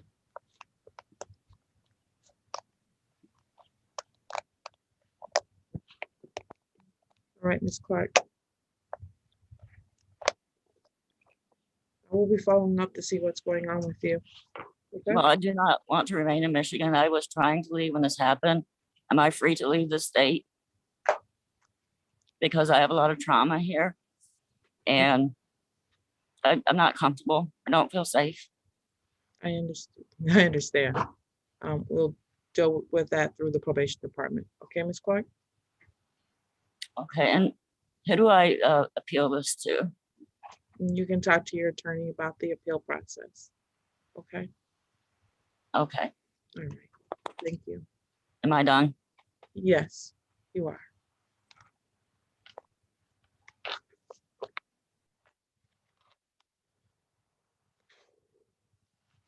Are we ready on the Darren Watkins matter? Defense is ready. Thank you, Your Honor. State of Michigan versus Darren Watkins, 21S00277, as well as 20S00651. Laura Willenbring on behalf of the people. Andrew Banis with and on behalf of Mr. Watkins. Can you hear us, Mr. Watkins? Yes, sir. Thank you. You and I have reviewed the reports with my client. We have no requested changes. I reviewed the entire recommendation with him. I believe the recommendation of probation with all the classes and testing is appropriate, fair, and reasonable. I am going to ask that you don't give him days in jail. The reason is, well, let me back up just a second. I do understand this is, there are two things going on today. As you know, there's actually a VOP sentencing, and of course the sentencing. On June 24th, we were here on a VOP hearing, and he was arraigned on this other case at the same time because he told me he wanted to plead guilty to everything and take responsibility. So he pled guilty to the VOP. He pled guilty or no contest to OWI second, and now we're here on both of those matters. He's been, tells me he's been doing the CCOP program and attending AA 2 times a week. He's been on an alcohol tether. He says it's 75 days. He's not asking for that to be removed, although he has physical health issues that are causing a problem with that. He has high blood pressure and diabetes that causes his leg to swell up. His tether is extremely tight and painful. So I actually said, well, let's ask for it to be removed given that, you know, but he just said if it could just be loosened. So I don't know if that's a possibility, but the whole reason I bring up the tether is really because of his health issues, which are affecting his leg. He also told me he already did try to do the VIP program. He's having some technical difficulty, but I'm sure he'll be able to complete that. He has a good job doing janitorial services and cares for his wife and 2 children.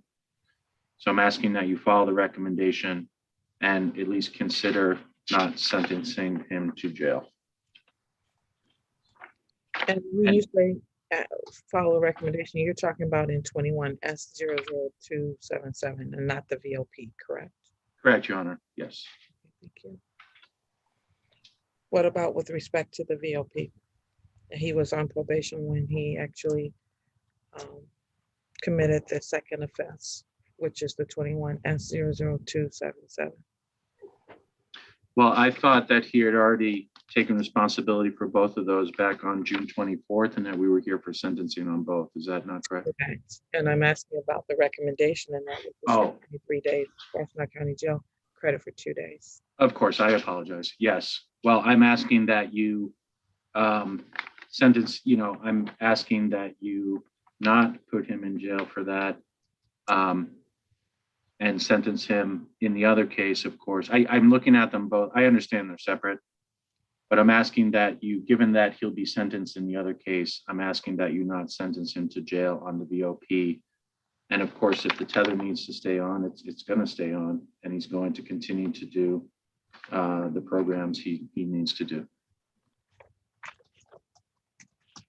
And I think he might, at some point, Your Honor, wish to speak with you before you sentence him. Thank you. Ms. Willenbring. Your Honor, I reviewed the report from probation. I do have concerns that while on probation, he committed another drinking and driving offense. I will leave it in your discretion to ask the sentencing. Thank you so much. Mr. Watkins. Yes. You may want to frame your comments to me. You might want to frame your comments to me in terms of the fact that, as I see this, you did commit a new offense. I sentenced you on March 9th of 2021. And then by not even well, a little over 2 months later, on May 15th, you were drinking and driving again. So I could make an excuse, but it's not gonna justify what I did. I know I have a valid reason. Somebody killed my niece and shot her baby. That's not no excuse for me to do what I did, but that's the reason why I was drunk, because that's my niece and I was kind of really messed up behind it. However, there is no excuse for my actions, and I'm ready to take accountable for what I did. I don't want to go to jail, but if I have to, I will. I would rather keep the teller on because it's helpful, and I'd rather keep going to the classes because those are even more helpful. I know I messed up, and I apologize to you, my probation officer, the prosecutor, as well as my family. I was wrong, and I'm sorry for what I did. Really, I am. I haven't had no drink. I haven't even had a desire to drink. Actually, not drinking helped me listen better to my wife, to the kids, and everybody else. I hear clear, and I know these programs is very helpful. You can talk to Vince, and he'll tell you that I'm coming a long ways with these classes. Like I say, I'm sorry, but I'm ready to deal with whatever I have to deal with. thank you. I appreciate that. I really appreciate when someone takes responsibility for what they did. And I hear you saying that, and I believe you mean it. There are consequences, though. I know.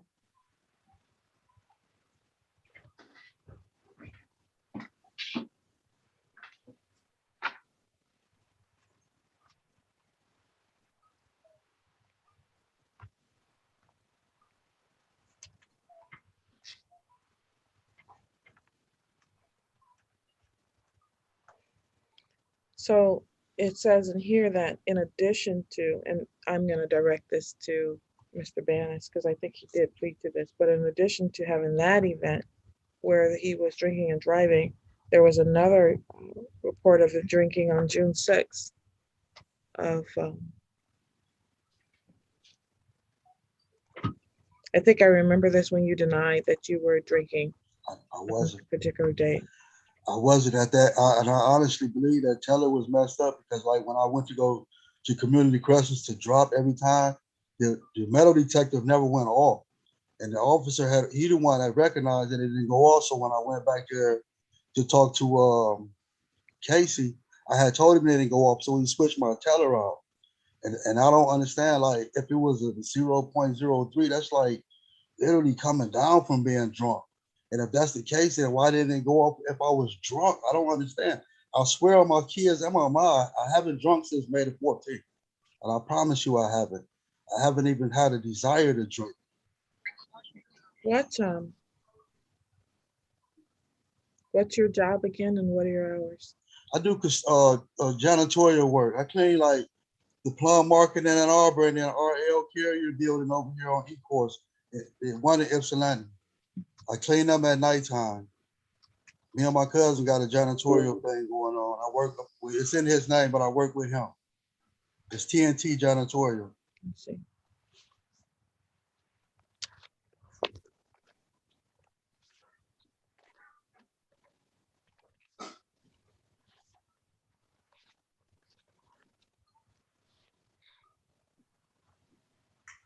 All right.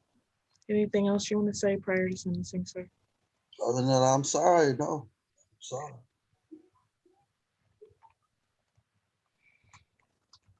Well, sir, the first incident was already very serious. Huh? The first incident was already very serious. You hit a house. I understand that. Yeah. And then there's another incident in less than 3 months. So you're gonna do some jail time. Can I ask for the weekend thing so I can still take care of my family and pay the bills? I'll do all the time that you want me to do, please. I'm giving you more time than weekends can kind of allot. Is what the problem is. I'm giving you 30 days, and that's not going to be done on the weekends. So after the 30 days, would that first charge be done with or no? Because I want both of them as a part of your probation. That's why I'm only giving you 30 as opposed to 93. Okay. Okay. So what's today's date? The Today's 29th? is the 29th, correct? I guess the beginning of next month. I just want to pay these bills so my wife don't have no problems while I'm gone. So August 2nd. That'll be fine. Okay. Yes. Or do you want to start it on a weekend as opposed to a Monday? Say that again. August 2nd is a Monday. Do you want to start it on a weekend as opposed to a Monday? That'll be better. Okay. So start on August 7th, so you can get a little bit more bills, so you get a little more. Okay. I'll just go get it over with. All right. All right. It is the sentence of the court as to case number 20S00651 that you're to serve 30 days in the Washtenaw County Jail, beginning on August the 7th. So you have an additional week that you can work. Okay, sir? And Got a then- question. Yes, sir. Will I be able to take this tether off though and still do the probation and go to jail, please?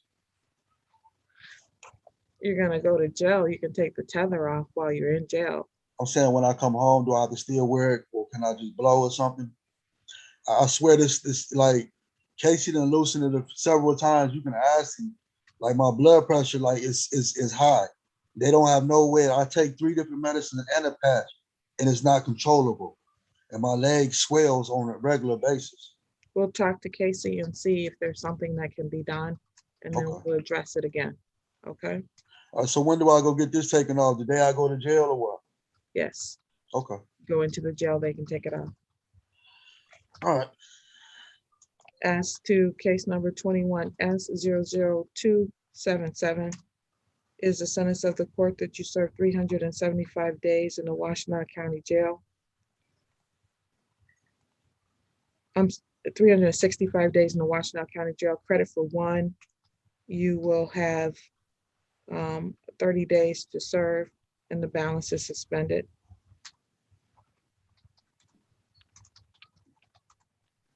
$24 months on probation. As to the community service, I'm cutting that down to 5 days of community service. Fines and costs in the amount of $325. He only needs to pay 1 probation oversight fee, Mr. Heaton. So I guess we waive it in the original case so that he's not paying 2 probation oversight fees. It's just 1, so he'll be paying $30 between both cases. Is that how you want to do it? That'd be great, Your Honor. Thank you. All right, thank you. You are already in the CCOP program, sir? Yes, ma'am. I'm doing recovery. Okay, so you can complete that particular program. Continue working on the MAP Victim Impact Panel. Meet with probation when and where directed. No use of alcohol, marijuana, or any other illegal drugs.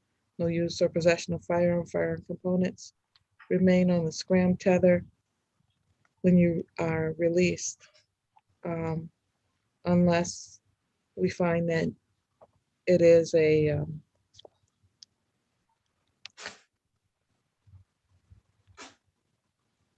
medically inadvisable or too painful. So we'll address that when you get out. Do a drug test 4 times per month as ordered by the court. Vehicle immobilization for 180 days. And you're to attend the 12 step meetings 3 times per week.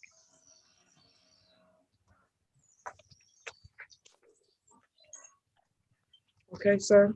So August 7th is when you report. I didn't hear that last part. August 7th is when Okay. you report. Okay. Is it a particular time you want me to go in? You have to report before 8 a.m. Okay. Okay. All right. They give you credit for a certain number of days based on that sentence also. So it won't be quite that long. Okay. All right. Good luck to you, sir. I'm hoping That's it. That's it. Thank you. Thank you. You have a good day. You too, sir. All right.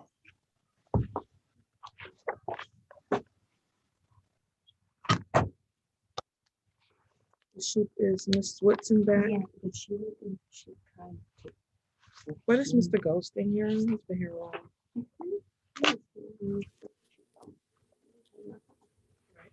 Mr. Goldstein, do you expect your client to appear?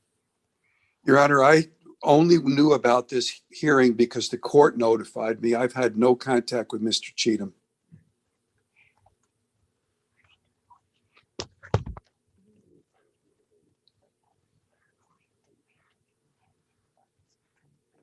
Oh no, I'm just gonna send Ms. Helms over. She needs to, okay.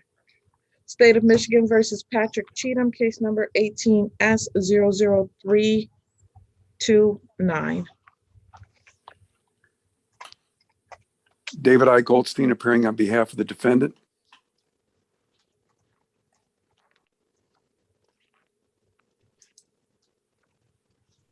Where's Ms. Willenbrain?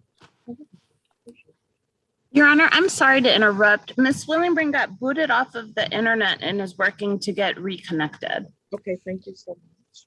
Thank you, Judge. Yeah, that's been a problem all morning, Your Honor. Oh, wow. Luckily, I haven't been booted off. No, and I can see you now, but I can barely hear you. Before you were coming in loud and clear. Now all of a sudden the audio is gone. I think I covered the audio up with my my file. Can you hear me better now? No, it's on my end. It's on the Zoom end, Your Honor. All right. So Mr. Cheatham is supposed to be here for a show cause hearing today. He appeared back for a show cause on July 1st, and at that time he claimed he had put payment in a drop box, and he's supposed to pay an additional $500 by today.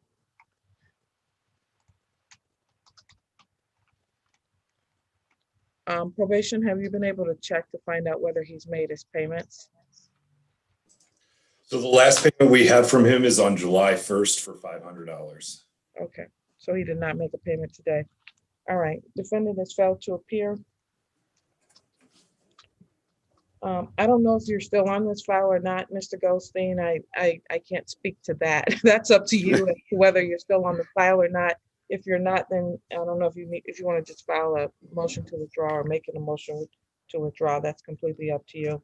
These are show cause matters for failure to appear. Understood, Your Honor. Thank you. So I'm going to set it for a failure to appear show cause and a failure to pay. And I will schedule that for September the 2nd, 2021 at 10 a.m. Thank you. Thank you.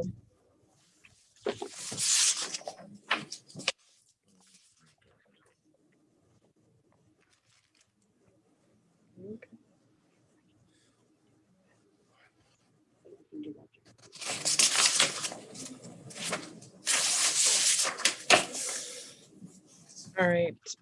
While Ms. Woodson is out, we have some failure to appear to address until she comes back. State of Michigan versus Ronald Blackman, 21S00202. Laura Willenberg on behalf of the people.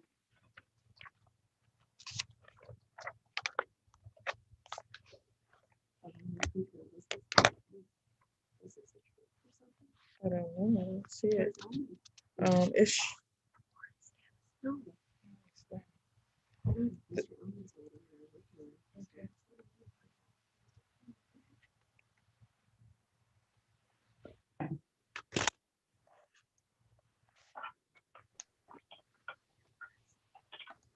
Hello, Mr. Elman. We allowed you into the virtual courtroom at this time on case number 21S00202, which is the Ronald Blackman matter. That was, I'm sorry, Your Honor, that's set for today? It's set, yes, I thought you might be surprised. So it's scheduled for 9 a.m. for an arraignment pretrial. The warrant was canceled and it was scheduled for today at 9 a.m. We sent notice on June 23rd, and it went to you at the Washington Avenue address. Yes. I apologize, Your Honor. I don't know why this seems to keep happening to me in your courtroom, but I apologize. The defendant is not here either. A notice was sent to him at the England Street address, so. Did he appear this morning, Your Honor? He did not. We would have reached out to you. Okay. He's had prior warrants. As a matter of fact, this is based on I'm not sure how it got set for today's date, to be honest. It doesn't say. And for that reason, I'm going to set it for a show cause as opposed to issue, unless, Ms. Willenbring? Your Honor, I do see that he has failed to appear twice, but I will leave it in your discretion. All right, I'm going to set it for a show cause for failure to appear because I'm not sure how we got here.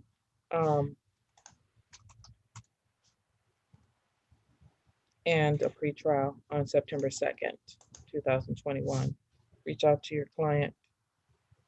Thank you very much, Your Honor. I will definitely do that. Okay, bond is continued for now. And I'm sorry, what time is that on September 2nd? 9 a.m. Thank you. Is Ms. Woodson back? No. State of Michigan versus Nathaniel Gray, 21 FB 1485, as well as 21 S 00303. And there is an Ypsilanti ticket, township ticket, which is for equipment value violation for a show cause, 20 W 003436. Laura Willenbring on behalf of the people. All right. Paul Barnett on behalf of the township. I didn't actually expect you to issue your appearance. I'm here. So I might as well.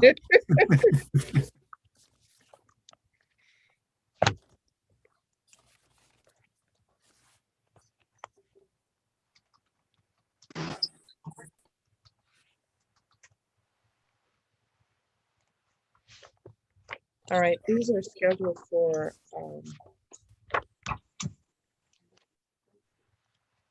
this is who? Something. He's on one of them, but it's probably one of the ones that show up.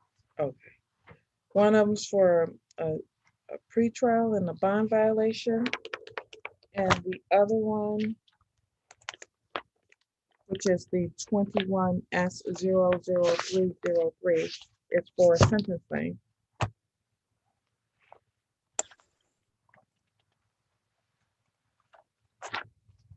Did any defense counsel enter an appearance on this? No. All right, who do we have here?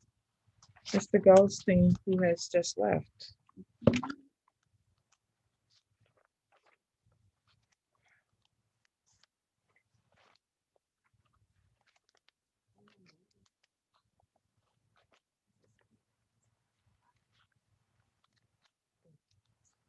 All right, I'm going to pass this. Apparently, Mr. Goldstein's due back for our settlement conferences at 11.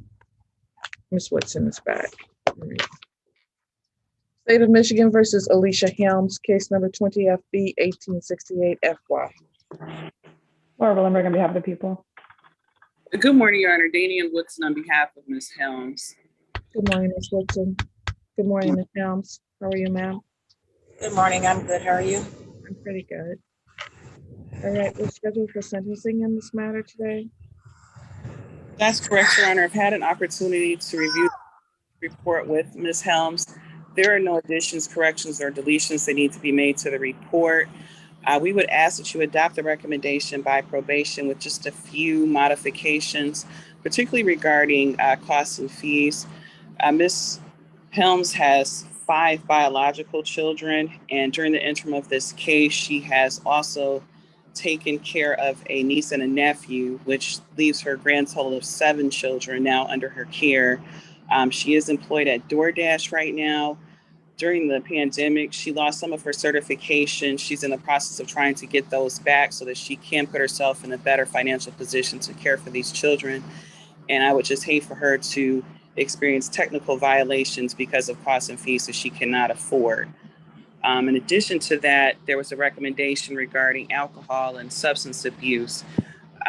There's no indication in the report or in the incident related to this that Ms. Helms has a substance abuse issue or problem, the testing for that would be additional costs and fees on Ms. Helms. So we would ask that that be stricken as well, just because of her financial condition right now and the change in her, basically her economic status during the interim of this case, going from being responsible for 4 children to now 7 children, and going from being a licensed CNA or CAN to now doing DoorDash. So we would just ask that as many costs and fees that are not related to the actual incident be stricken just because of her financial position right now.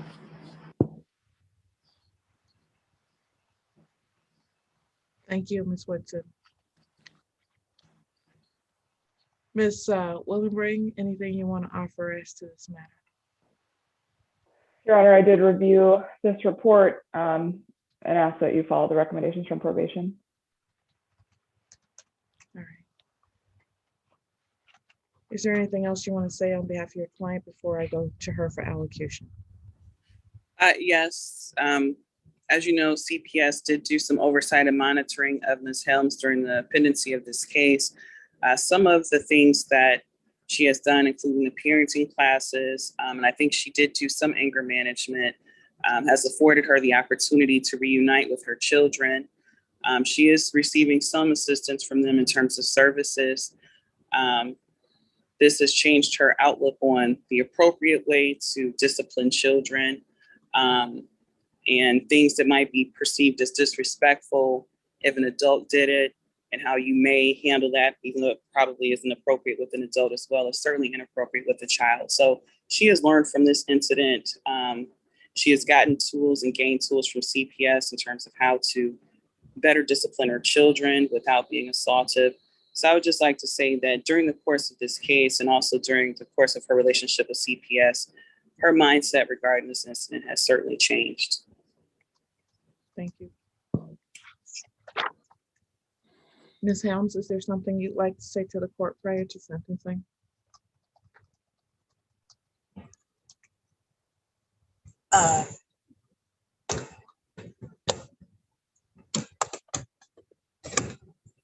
No, not much. I'm just, like my attorney said, I'm just very, I'm very glad that all of my children are home and we have a better outlook overall, especially I do, as far as how we talk and communicate and how we treat each other overall. There's been a big change. So for them to have been removed, it was a blessing in disguise. I would just say that, because now it's like we have separation anxiety. We can't be apart that long for any reason. So even when I do DoorDash, I have a van, so they come with me, and I can't really go back working like a regular 9-to-5 job, because that's too much on us. So we're together a lot more now, and me and Isis's relationship is even stronger now. So, and we talk a lot more. We have a lot more conversation. So I've learned a lot, and am still learning, because you don't become a mom and just know everything, and nobody ever taught me anything, because I did grow up in foster care, but none of that excuses any of my actions. But every day I'm learning more, because I have 5 children. They're all very different, have different personalities, and my niece and nephew now. So 4 teenagers and 3 youngers. So all of this is just, I'm just still learning and growing every day. That's all I can do. Thank you, Ms. Helms. Change is a process, right? Yes. And knowing that you need to change is the first part of that process. I'm glad that you see that. I'm sorry you had to go through this experience to get there, but it sounds like you are doing what you need to do to be a better mom and a better person, because I'm sure it's helping you to be able to communicate in all areas of your life. Yes.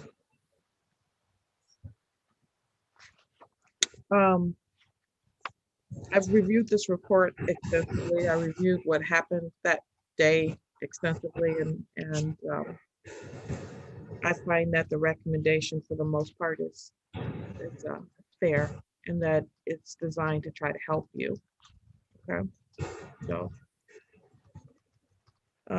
It's the sentence of the court that you serve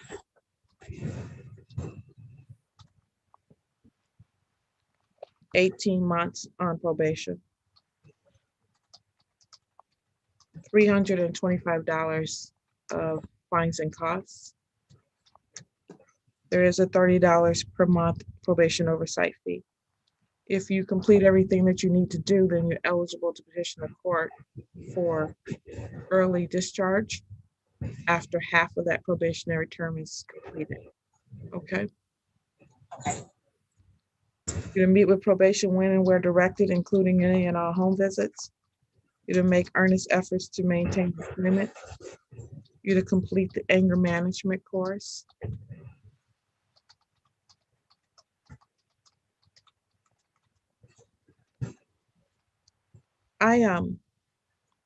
Did you do an anger management course for the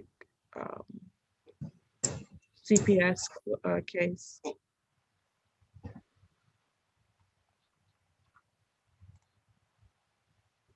I believe I did. I can't be 100% at this time, because I've did a lot of different services since December 18th with the other case. So if you can find proof of that class as completed, you can provide that, and this court will accept that proof if you did an anger management course. Okay. Okay.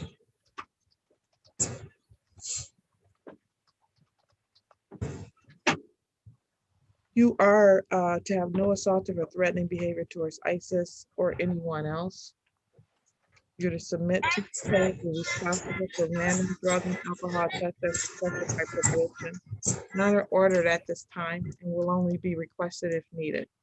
Okay. I'm sorry, can you repeat that? My 2-year-old and 13-year-old, he's back here talking. So you are ordered to do random drug and alcohol tests as requested by probation if needed. Okay, but none are ordered at this time. You understand? No use or possession of alcohol, marijuana, or illegal drugs, or being in the presence of anyone using those. No use or possession of any firearm component, or ammunition, or being in the presence of anyone carrying or using those. And you're gonna come back and see me for a review in 90 days to see where you are. Okay? Okay, thank you. Thank you. October 28th, 2021. And that's gonna be at 10 a.m.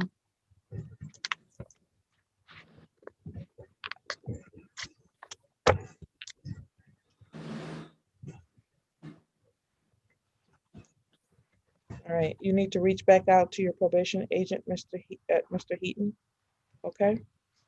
Okay, thank you. And he'll have you sign your contract and get you set up with everything that you need. Okay? Okay, thank you, Your Honor. Thank you.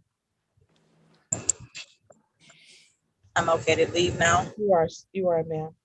Okay, Thank you, Your Honor. Have a great day, everyone. Thank you, you too.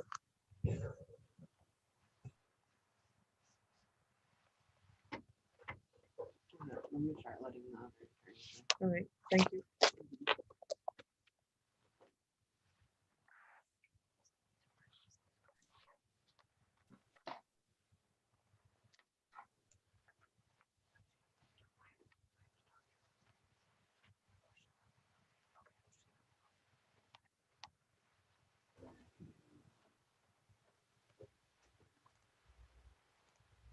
Ms. Hopkins doesn't need to be here, right?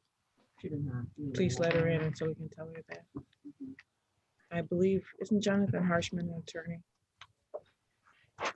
That's my client, Your Honor. Okay. All right, thank you. Okay.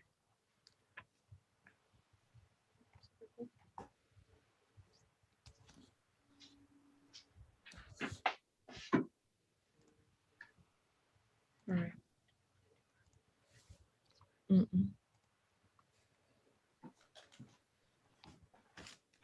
All right, thank you. Counselors, you've all been allowed into the virtual courtroom. I apologize for the delay. Our docket ran over, which seems to be the case these days. But we've been working on the morning docket this entire time.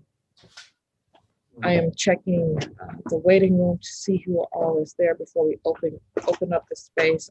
There are at least 2 or 3 iPhones that we need to identify once they come into the space. So we will be doing that.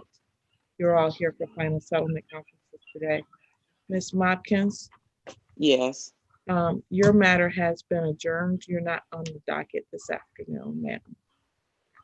I'm not. No, you're not, ma'am. So it was moved. As you are aware, I was conflicted out of your case because I actually represented you either on this case or one very close to it. And as a result, it was Judge Valvo who was on this case. Judge Valvo had a conflict, and so your case was moved off to today's docket. Okay? Oh, okay. You know, so I'll get another letter. It is September 30th. That is at 11 a.m. So you'll be back here on September 30th at 11 a.m. Okay, ma'am? Okay, thanks. Yeah, Bye. yeah. Have a blessed one. Thank you. You too. Bye. Bye-bye.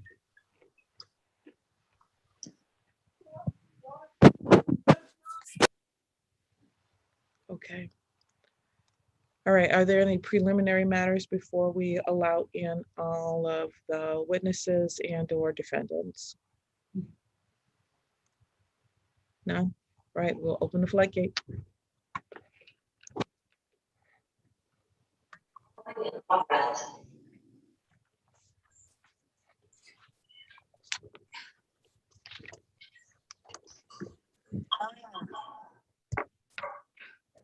Good afternoon. I'll begin our virtual courtroom. Please mute your devices until the case or name is called, or your last 4 digits of your phone number or your device. Please mute your devices. Please go to be assigned. Okay. Please mute your devices. I'll mute your device. I am. Oh, you were. Everyone, please mute your devices.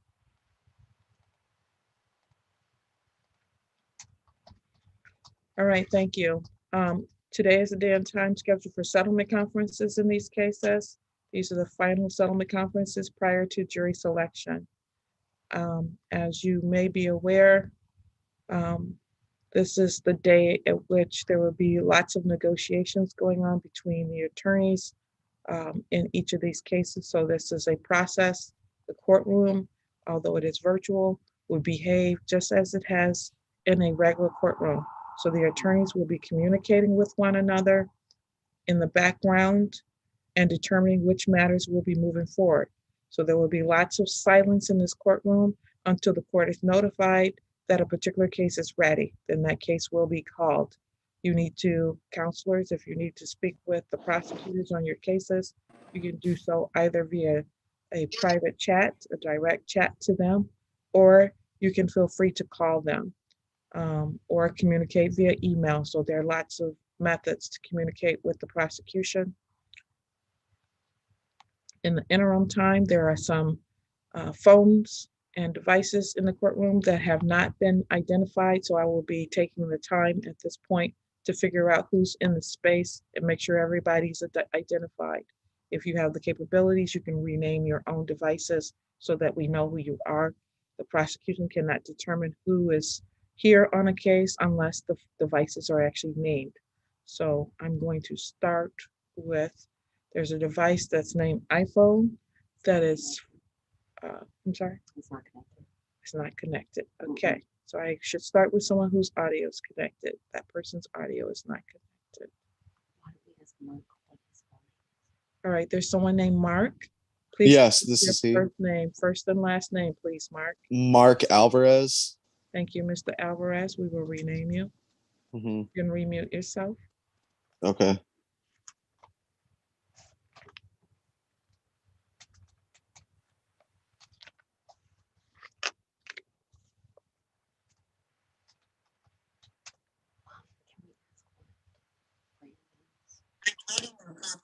All right, there's someone who's named Brandon.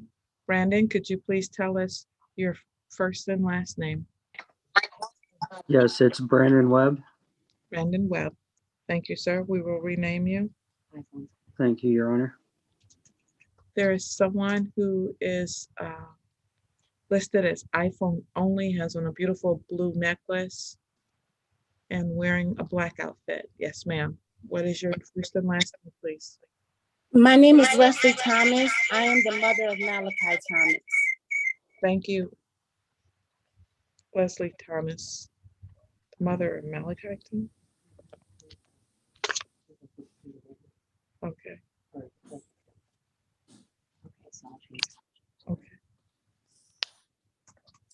Thank you, ma'am. You can remute. You've already done that. Thank you for remuting yourself.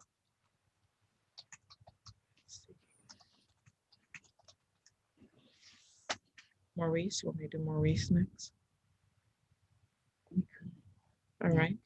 There's someone who's identified as Maurice only. Maurice, could you please unmute yourself and tell us your first and last name? Yes, Maurice Turner. All right, Mr. Maurice Turner. We will rename you. You're on the wrong docket at this point. That was scheduled for earlier today. We will rename you. You'll be sitting here for a while, Mr. Turner, because we have to deal with our 11 o'clocks first. Okay, Your Honor.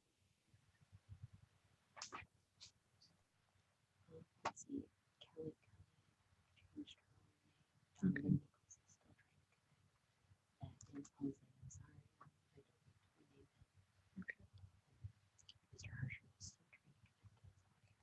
Okay. I think we got everybody.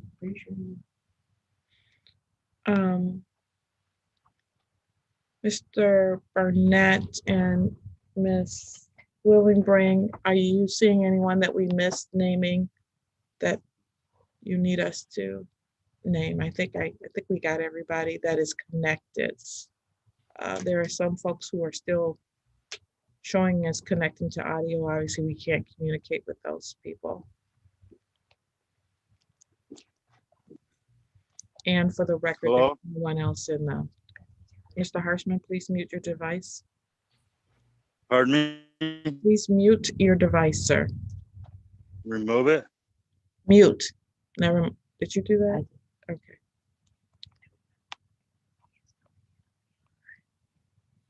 Please let me know when you're going to do that. Muted. Mr. Harshman, please remute your device. Thank you.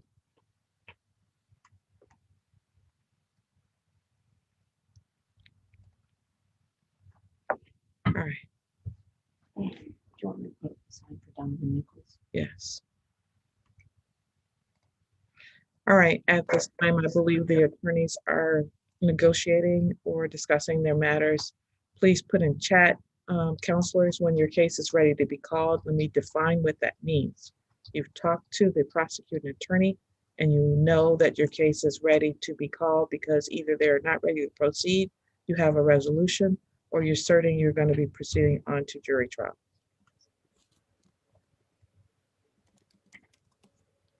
The Brandon Webb case may be called.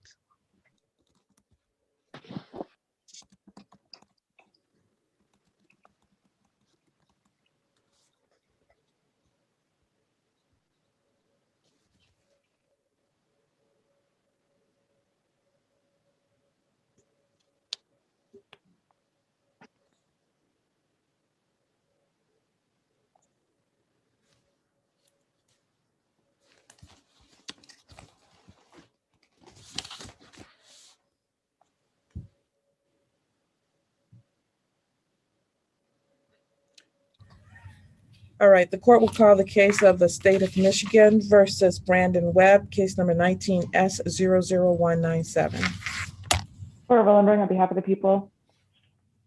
Good morning, Your Honor. Attorney Scott Grable on behalf of Mr. Webb, Your Honor. Good morning.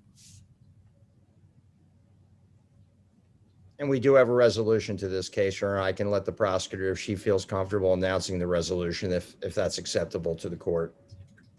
That is correct, Your Honor. I have spoken with Mr. Grable about this matter. The people have offered to dismiss the original count. In exchange, Mr. Webb will plead responsible to a civil infraction, which is failure to stop in an assured clear distance.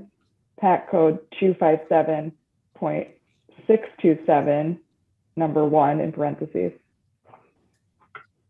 That's correct, Your Honor. I have had the opportunity to speak with Mr. Webb about him and Mr. Webb about that agreement. He would certainly like to avail himself to that agreement, Your Honor. Thank you. I'm writing it up.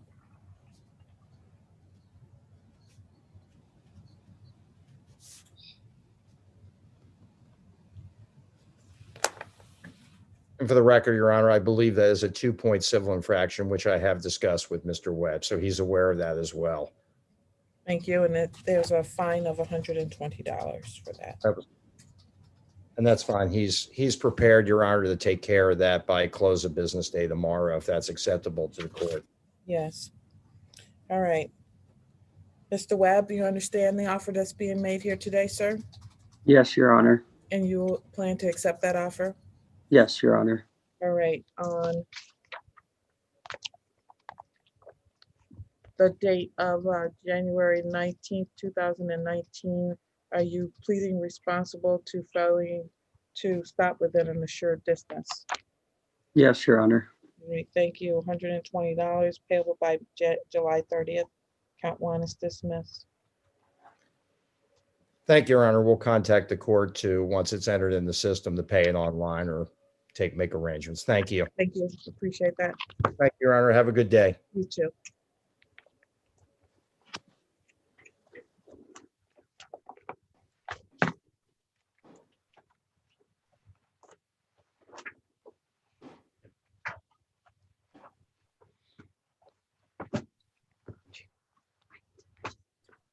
Do you need to go to the bathroom?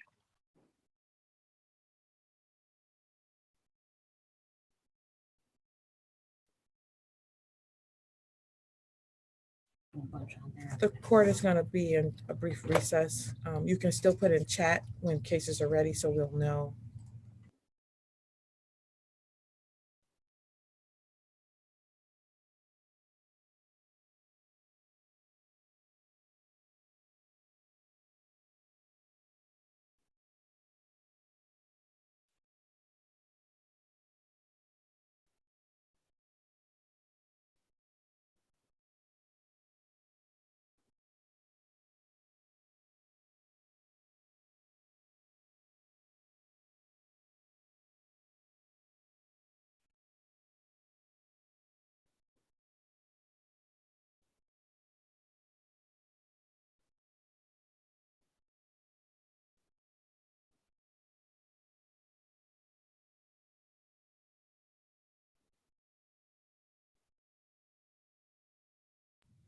Court will call the case of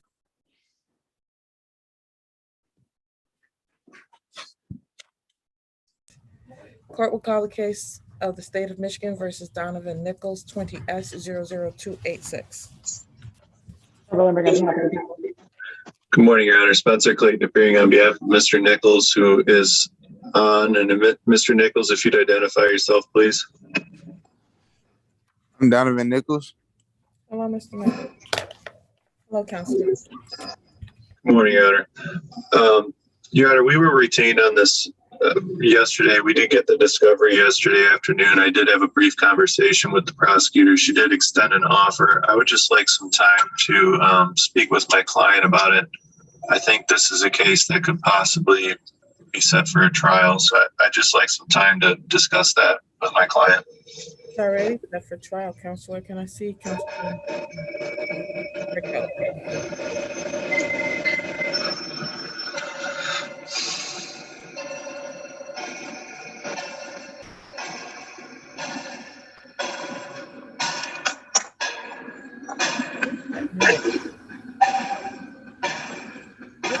Nice. Nicholas, is that your background noise? That's not me. Is it my computer, Judge?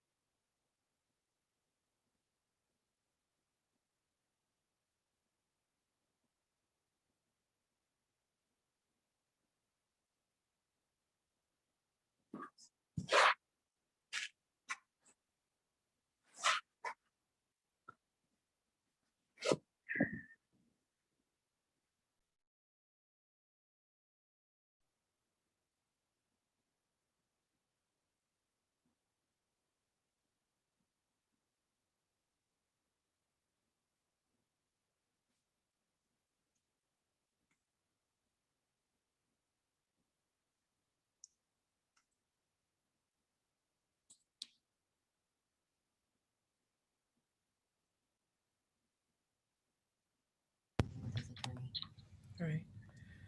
All right, Mr. Antonio Parker, if you could please join the breakout room with your attorney. There should be a blue button that came to you that says join. Please hit that button so that you can go into a breakout room with your attorney, Mr. Antonio Parker. You got to send it again. I denied it. Okay. 1 second, we have to bring him out of the room and then send you a new button. So it takes a second. All right, thank you.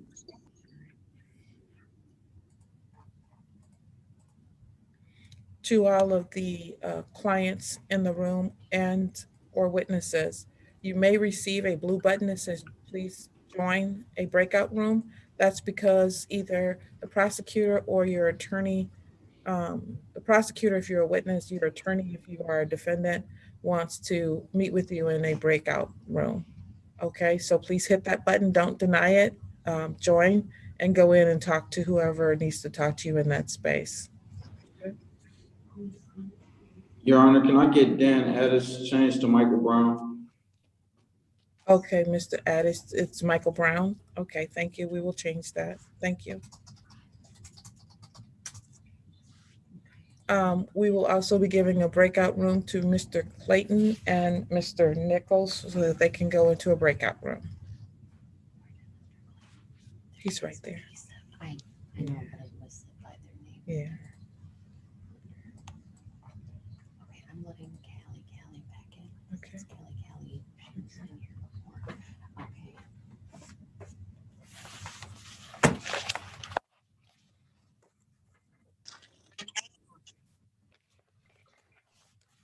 Court will call the case of Ypsilanti Township versus Mark Alvarez, case number 21T00083. Paul Barnett on behalf of the township. Andrew Vanis with and on behalf of Mr. Alvarez, who is present. Hello, Mr. Alvarez. How are you, sir? I'm doing all right. How about yourself? I'm good. Your Honor, today's the date and time set for final settlement. At this time, the people are not in a position to proceed to trial. Move to dismiss, please. All right. Court will grant the defendant's motion to dismiss. Mr. Alvarez, what that means for you is that they are unable to proceed today, but if at some later point in time they were able to proceed, they could reauthorize this case. Do you understand that, sir? Yes. Motion is granted. The case is closed.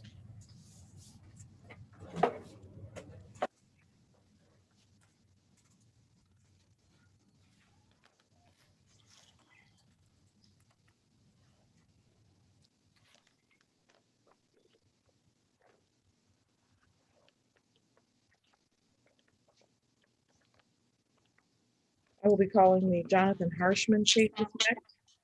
Ypsilanti Township versus Jonathan Harshman, case number 20T00531. State of Michigan versus Jonathan Harshman, 21S0042. And State of Michigan versus Jonathan Harshman, 21S00043. Paul Barnett on behalf of Ypsilanti Township. And DeMartino, on behalf of the people. And DeMartino requested permission to appear under Michigan Court Rule 8.120 on the supervision of Assistant Public Defender Andrew Banis. Permission is granted, Mr. Noble. All right, today's day and time scheduled for non-jury trials in these cases. That's correct, Your Honor. In respect to the township case, the people are not in a position to proceed. Your Honor, as for this, Oh, you go, sorry. as for the state cases, the people are not able to proceed. Defense moves to dismiss. Thank you. Given that the township nor the prosecution are able to, the people are able to proceed, the court will grant the motion to dismiss in each one of these cases. Mr. Harshman, do you understand that these dismissals are without prejudice, meaning that if at a later point in time, either of these prosecutors are able to proceed, either of them could reauthorize these cases? You understand, sir? I need you to unmute and indicate on the record that you understand. Yes, Your Honor, I understand. All right, thank you so much, Mr. Harshman. The cases are dismissed. It appears that you have not posted bonds in these cases. So the cases will be closed.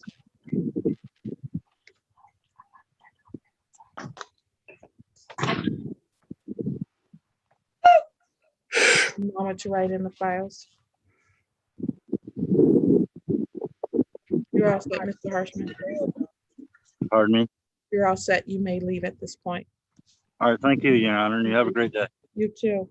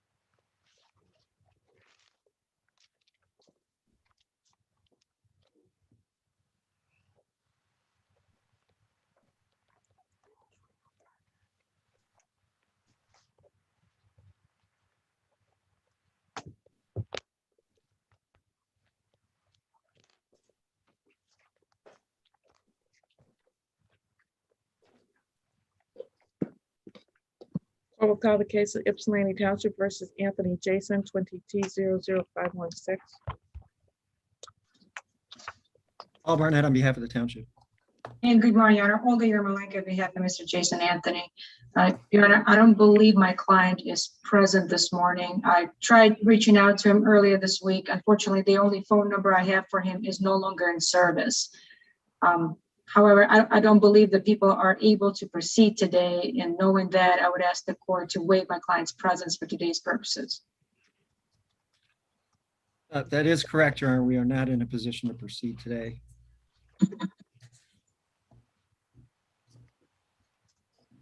Oh, yeah. So here's the conundrum. All right, what are we doing? What's the motion? What are we doing?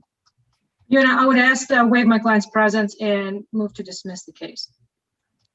Response from the counsel. Your Honor, given the facts and circumstances of the case, I know the officer in charge has endeavored to try to contact the victim and has not been able to do that. Given those circumstances, I'm not going to oppose the request to dismiss. Thank you. I will grant your motion to dismiss, Ms. Yermolenko. As you understand, it's without prejudice. If you're able to contact the client, you should let him know that. Thank you, Your Honor. Thank you. Translator coming in. You want me to go on the other case first? Okay. State of Michigan versus Michael Miles, 21S00065. Laura Willenberg on behalf of the people. And good morning, Your Honor. Joseph Hall appearing for and on behalf of Mr. Miles, who's coming out of our lobby area. Grab a seat, Mr. Miles. And now we have Mr. Miles. Good morning, Your Honor. Good morning, Mr. Miles. How are you, sir? Well as possible. I understand. All right. Your Honor, oh, my apologies.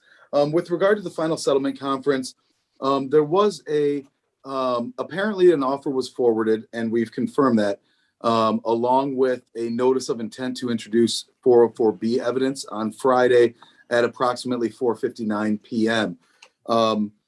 Two things. One, we would request an adjournment to a hearing, allowing us to appropriately respond to that notice and argue the merits of this alleged 404B evidence, as well as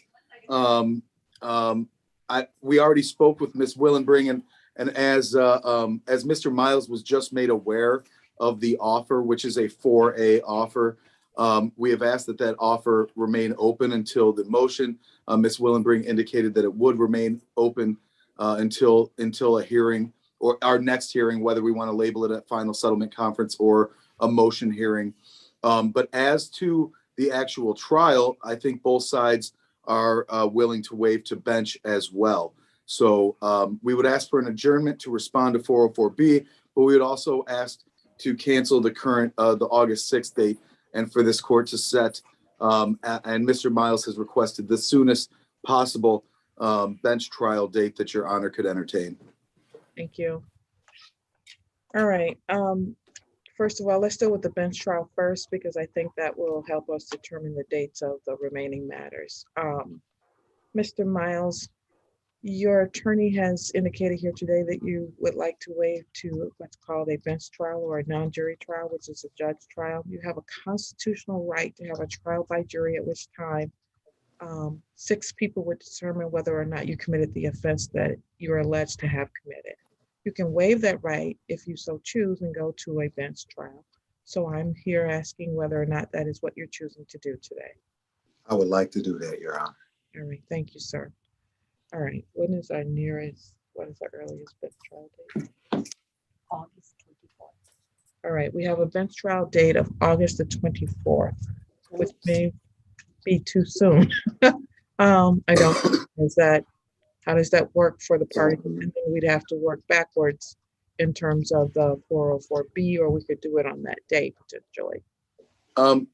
Your Honor, that date works for my calendar, and I have no problem with either. I guess I would defer to Ms. Willenbring as far as her desires, because I don't care either way as to whether we argue 404B before that date or after. And I don't know if it complicates things holding an offer open until date of trial.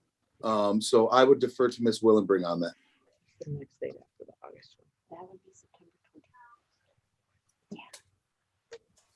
Ms. Your Willenberg?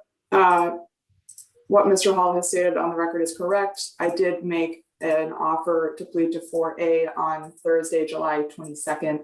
The people will waive to bench for the record as well. As far as I'm concerned, August 24th would be fine for a bench trial date. I did file a notice last Friday regarding this matter. Okay. This is a DV case, so.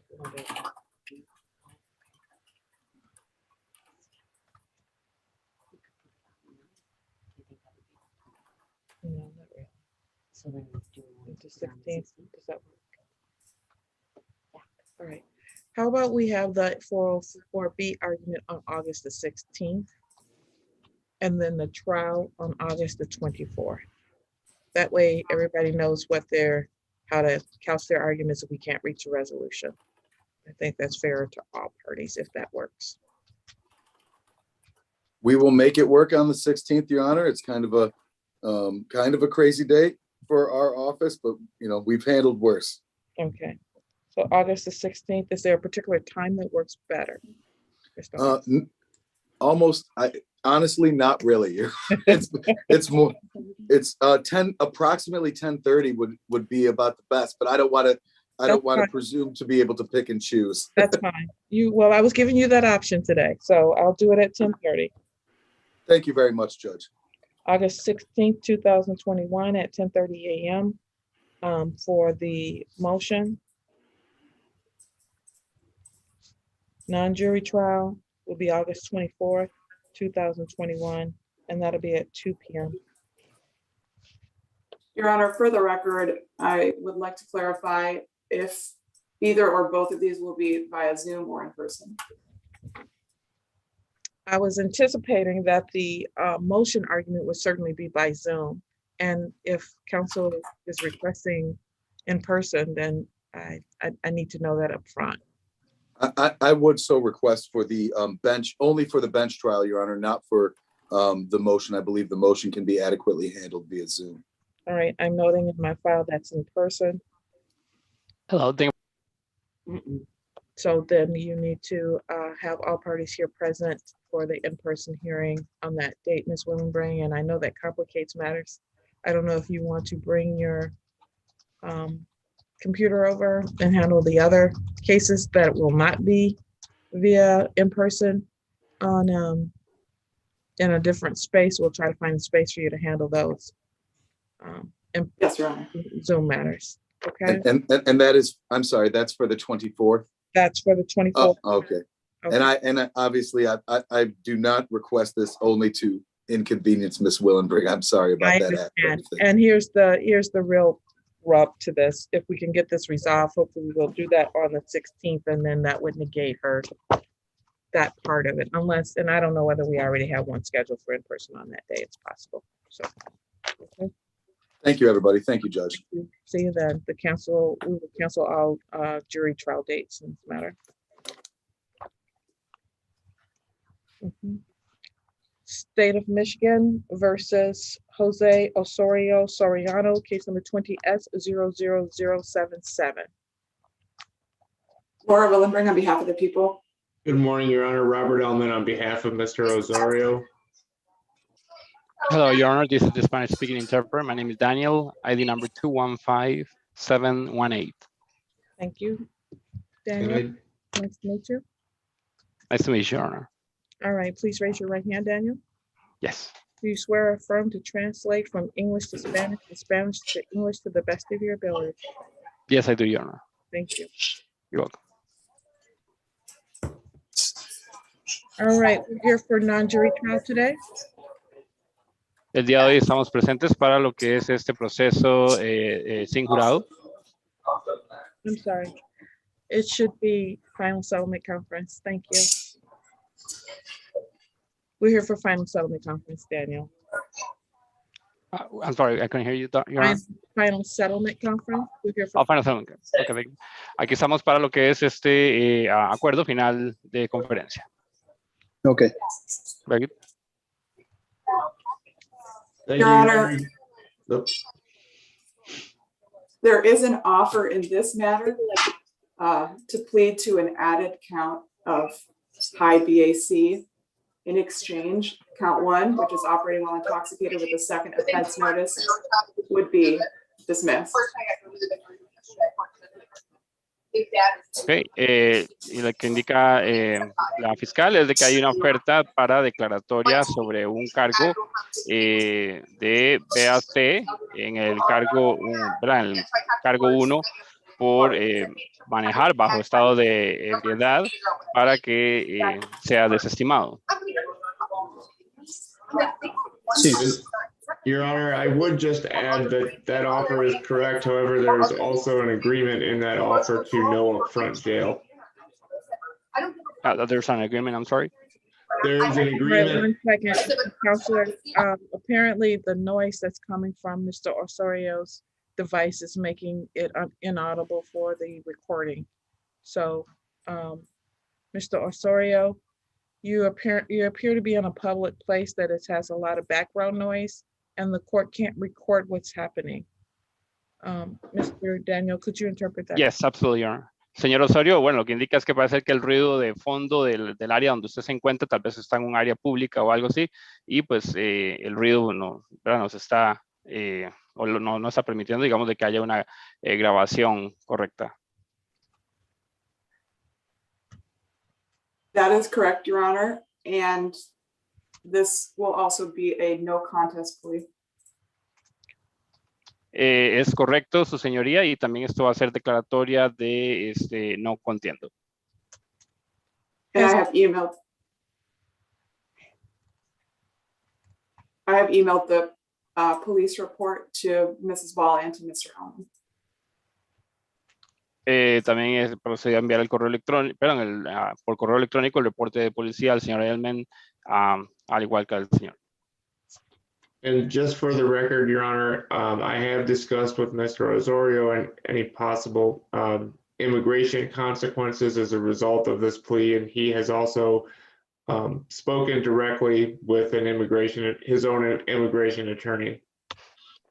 Su señoría, también le indico de que he hablado acerca de este tema con el señor Osorio, de posibles consecuencias migratorias de esta opción de declaratoria, y que también él ya me ha comunicado de que ha conversado con el abogado de migración de él. Thank you. Gracias. Just so that I fully understand the offer in this case, it would be to plead to an added count 2 of high BAC. Ok, para estar seguro de que estoy comprendiendo esta oferta declaratoria, va a ser por el conteo 2 agregado high BAC, Which is a misdemeanor that carries a maximum of 180 days plus $200 to $700 in fines plus court costs. Plus how much, I'm sorry, Your Honor? $200 to $700 in fines plus court costs. Plus court costs, okay, thank you. Lo cual significa que esto sería un delito menor que conlleva un máximo de sentencia, o que puede conllevar un máximo de sentencia de 180 días de cárcel o hasta entre 200 a $700 de multa más costos de corte. In exchange, count 1 would be dismissed. En intercambio de eso, el cargo 1 sería desestimado. Additionally, there is an offer from the prosecutor for no upfront jail. An offer for no upfront jail. Upfront, okay. Adicionalmente a eso está la oferta del fiscal también de que no haya tiempo de cárcel de primera instancia. And the court would go along with that agreement between the people and the defense. Y la corte o el juzgado estaría yendo en línea con eso, en acuerdo con eso, entre lo que es el pueblo y la defensa. Mr. Osorio, you'll need to unmute yourself and tell me whether you agree with that. Señor Osorio tiene que quitar el mudo de su dispositivo y decirme si está de acuerdo con eso. Sí. Yes. Thank you. Please raise your right hand to be sworn. Por favor, levante su mano derecha para ser juramentado. Do you swear or affirm to tell the truth, the whole truth, and nothing but the truth? So help you God. ¿Jura usted decir la verdad, toda la verdad y nada más que la verdad, en el nombre de Dios? Sí. Yes. Thank you. Gracias. I'm going to go over some rights that you're going to be giving up here today, sir. Hoy le voy a estar indicando algunos derechos que le tengo que mencionar que usted tiene. Okay. In 2020, you were before this court and you signed an advice of rights. En el año 2020 usted se refirió a este tribunal, a este juzgado, y usted firmó la hoja donde se le indicaba sus derechos. Okay. All right. So I will be going over only the most important ones today. Hoy día solamente le vamos a estar mencionando cuáles son los derechos más importantes. Okay. You have the right to have a trial by jury. Tiene usted derecho de tener un juicio por jurado, con jurado. You have the right to have the assistance of an attorney. Tiene también derecho de tener la ayuda de un abogado. You have the right to call witnesses to speak for you at trial, and you can get an order signed by this court to require that they come. También tiene derecho a tener algún testigos que declaren a su favor y que para eso podría solicitar de que firmar un documento donde se ordene de que dichos testigos vengan. You have the right to see, hear, and question all witnesses against you at trial. También tiene el derecho de usted ver y escuchar y contrainterrogar a cualquier testigo que declarara en contra suya en este proceso. You have the right to be a witness for yourself or to remain silent. And if you chose to remain silent, the prosecutor could not comment on that.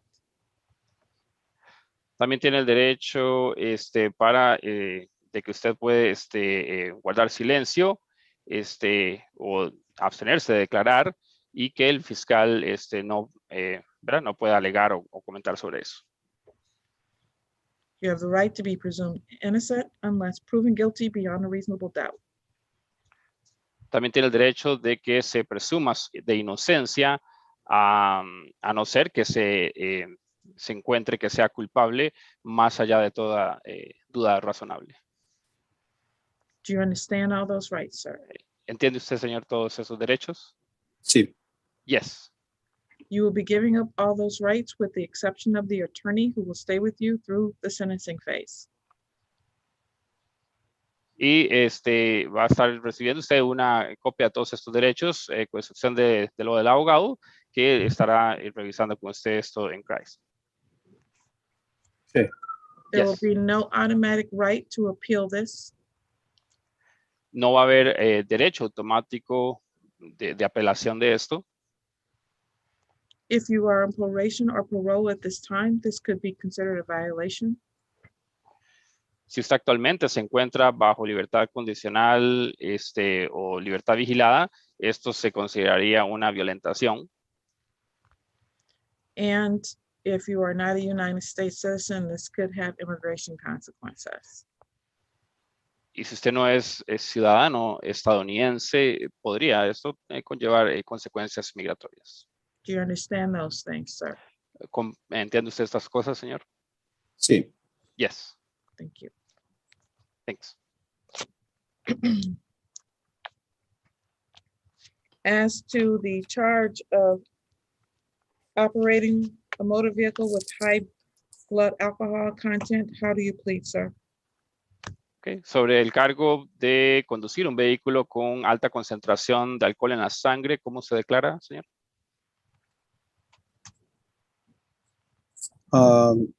¿Lo tengo que contestar o mi abogado lo puede? Contestar. Do I have to answer that, or can my attorney answer for No, that? he has to answer that. Sí, responda eso. Sí. Yes. No, the question is, how do you plead? Is he pleading no Yeah. contest? No, la pregunta es, ¿usted se declara que no, no contiende, no se pone? Como no entiendo. I don't understand. I don't know what you mean. Okay. I apologize, Your Honor. If I may speak with Mr. Osorio briefly. That may Disculpe, help. señoría, si me permite hablar un momento con el señor Osorio, pregunta el abogado. You need to speak with him in a breakout room, Mr. Elman. Is that what you're requesting? Yes, Your Honor. I just want to make sure that we're able to go through this plea if that's still what he intends. Do you want to do that with the interpreter in the breakout room with you, Mr. Elman? Yes, please. Thank you. We will send you to a breakout room. Ok, la señora juez nos va a estar trasladando a su abogado, a su persona, a mí, a una sala virtual aparte para que el abogado hable con usted. Okay. Very good. Please hit the blue join button. Marque con el botón azul que dice join, unirse.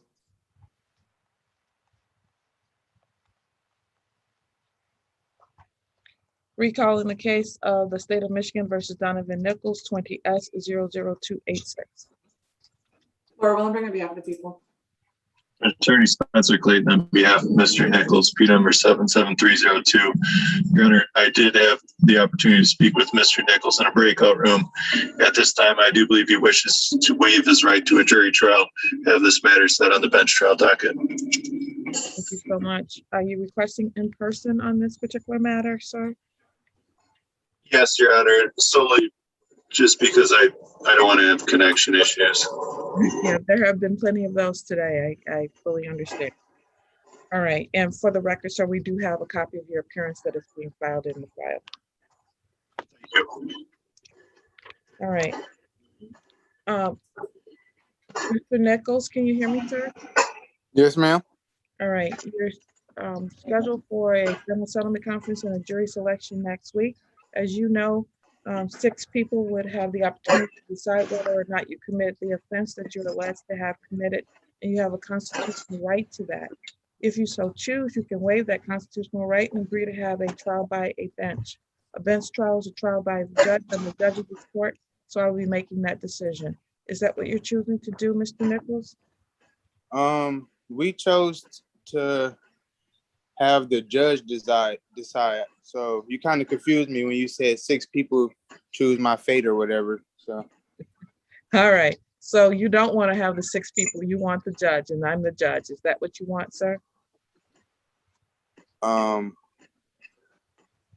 My lawyer know what I want. I honestly don't know what none of this is. So. Okay. Well, that's a part of why we're having this conversation, Mr. Nichols. I have to make sure you understand. Yeah, I thought he told you I thought he gave you our decision. I know, but I have to talk to you directly because you have to do the waiver, sir. Okay, I understand.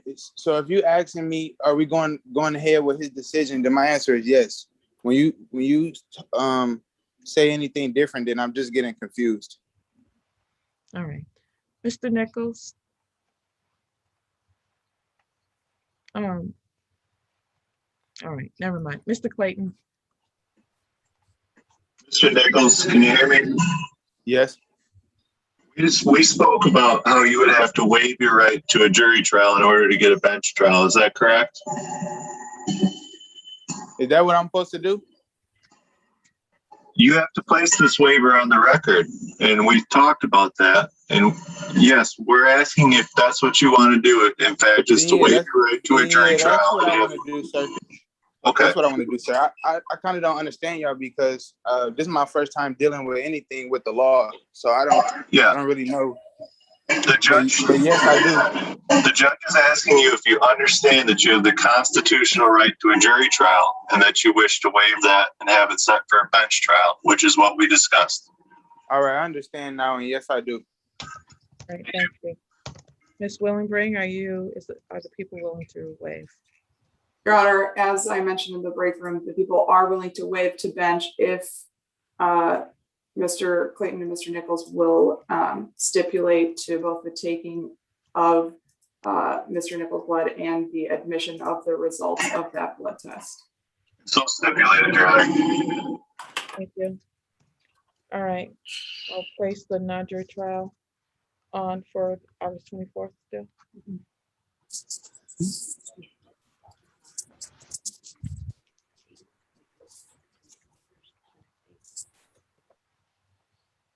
You said August 24th?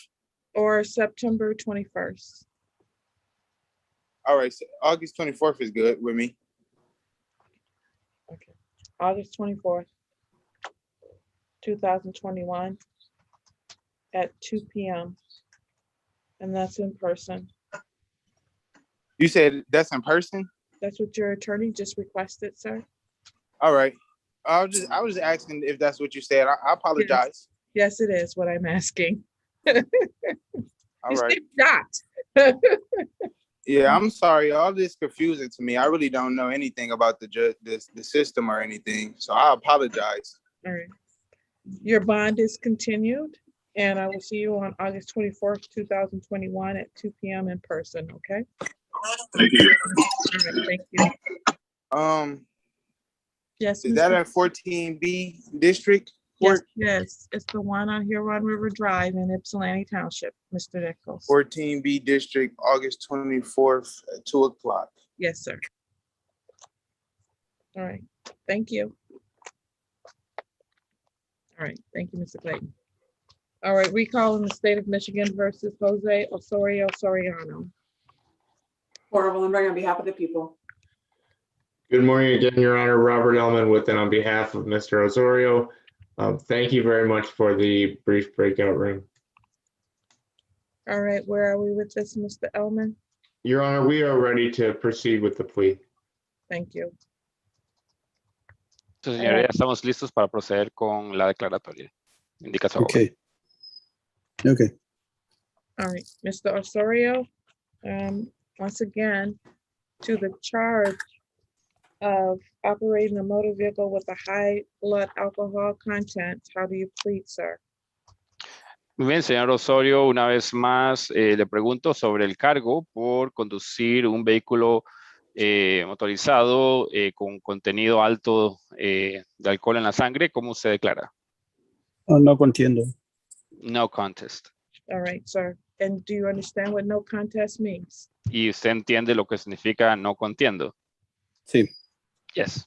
All right, so the court is going to treat you, you're not admitting that you did do it, you're not saying you didn't do it, but the court is going to treat you like you did do it. You understand that? Ok, entonces, al declararse usted así, usted entiende de que no está admitiendo que hizo, o sea, que lo hizo así, ni tampoco está admitiendo de que no lo hizo, pero que la corte lo está admitiendo e ingresando en el sistema como si sí. Sí, entiendo. Yes. Understand.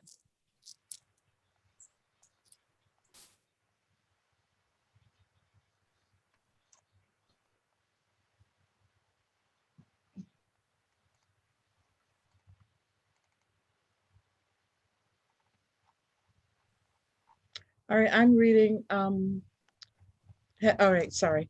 To establish a factual basis for this, I'm going to review the police report for the no contest plea. What is the basis for the no contest plea, Mr. Ellman?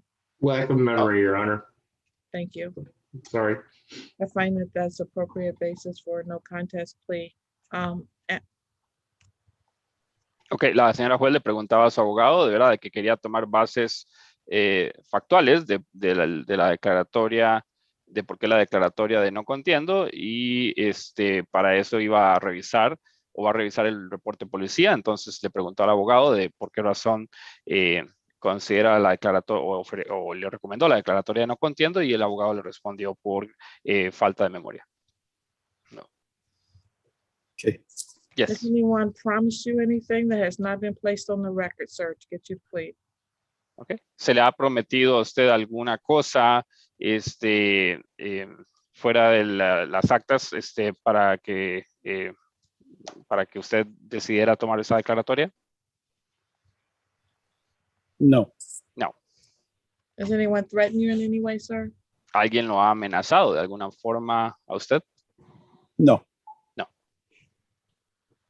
Thank you. All right, I have reviewed police report number 19-0081-053 with a date of offense of October the 12th, 2019. Ok, acabo de revisar el reporte policial número 190081053 con fecha de ofensa o incidente del día 12 de octubre del 2019. Which shows that on that particular date, Mr. Soriano was seen at the 7-Eleven located at 2200 East Ellsworth Road in Ypsilanti Township. What is the street name? I'm sorry, Your Honor. East Ellsworth. Ellsworth. And what city? I'm sorry. Ypsilanti Township. Ypsilanti. Ok, thanks. Y en dicho reporte observa que en dicha fecha el señor Soriano fue observado en la locación de un 7-Eleven ubicado en el 2200 de la East Ellsworth Road en la ciudad de Ypsilanti. The officer was stopped by Mr. Soriano, and a witness also saw Mr. Soriano exit the vehicle and was wobbly and intoxicated. And was, you said, driving while intoxicated? Wobbly and intoxicated. Wobbly. Oh, thanks much. Okay. Y donde el oficial de policía fue a detenerlo y que vio al señor Soriano y con el testigo de que vio al señor Soriano salir del vehículo de manera tambaleando y embriagado. He admitted that he should not have been driving, and the blood test results showed 0.296. Okay. Y que en ese momento pues admitió el señor de que no debió haber estado manejando bajo ese estado, y que el examen o la prueba de alcoholemia resultó con un resultado de 0.296. I find that there's a factual basis for the plea and that it was knowingly and willingly made. I'm sorry, what was that part, Your Honor? Can you hear you? I find that there was a factual basis for the plea and that it was knowingly and willingly made. Thank you. Encuentra bases factuales verdaderas sobre esta declaratoria, de manera de reconociendo y que estuvo soplando al dispositivo. The people are satisfied, Your Honor. La fiscalía está satisfecha. Defense is satisfied as well. También la defensoría está satisfecha. Okay.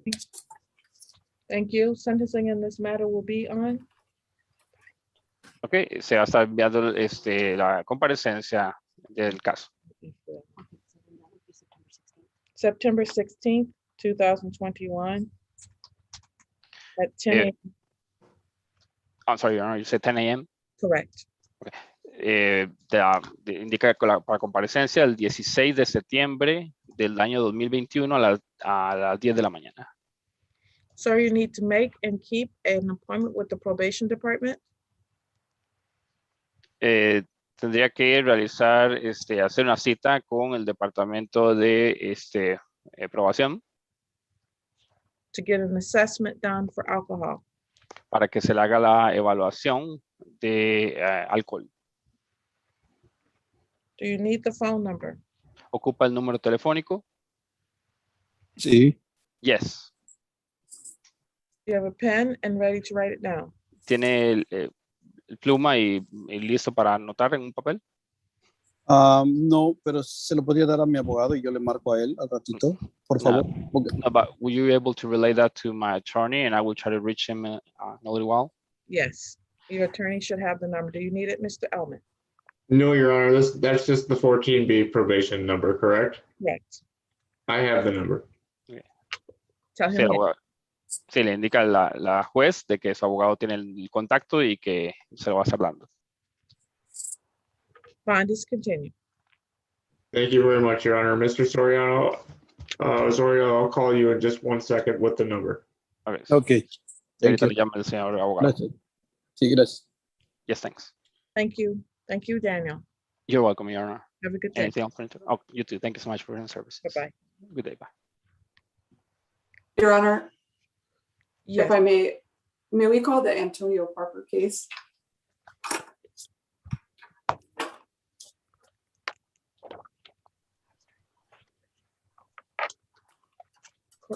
Roll call, State of Michigan versus Antonio Parker, 20S00707.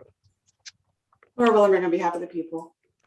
Edward Drugas on behalf of Antonio Parker. Antonio Yeah. Parker. And Your Honor, may we approach prosecutor and I? Yes. Your Honor, just briefly before we approach, I do see the victim, Mr. Malachi, present. I am wondering if he may be excused. I believe he has a sports practice that he needs to get to. I guess that depends on what's happening here today. Are you ready for him to be excused, Ms. Willebray? Well, I would like his presence to be noted that the people are ready to proceed. In any event, I believe Mr. Drukas has some issues to address with you in the breakout room. All right. Mr. Antonio Parker, thank you for appearing today. I'm sorry. Wait a minute. Sorry. Where are we at? I don't see it. Yes, I am. Where's he? Oh, I see him. Okay. Mr. Thomas, I don't see him on the screen. All right. Mr. Thomas, hello, sir. I did see you earlier today. I do see that he is present, and I will excuse his presence. Thank you, Your Honor. Thank you. All right, we'll go into a breakout room.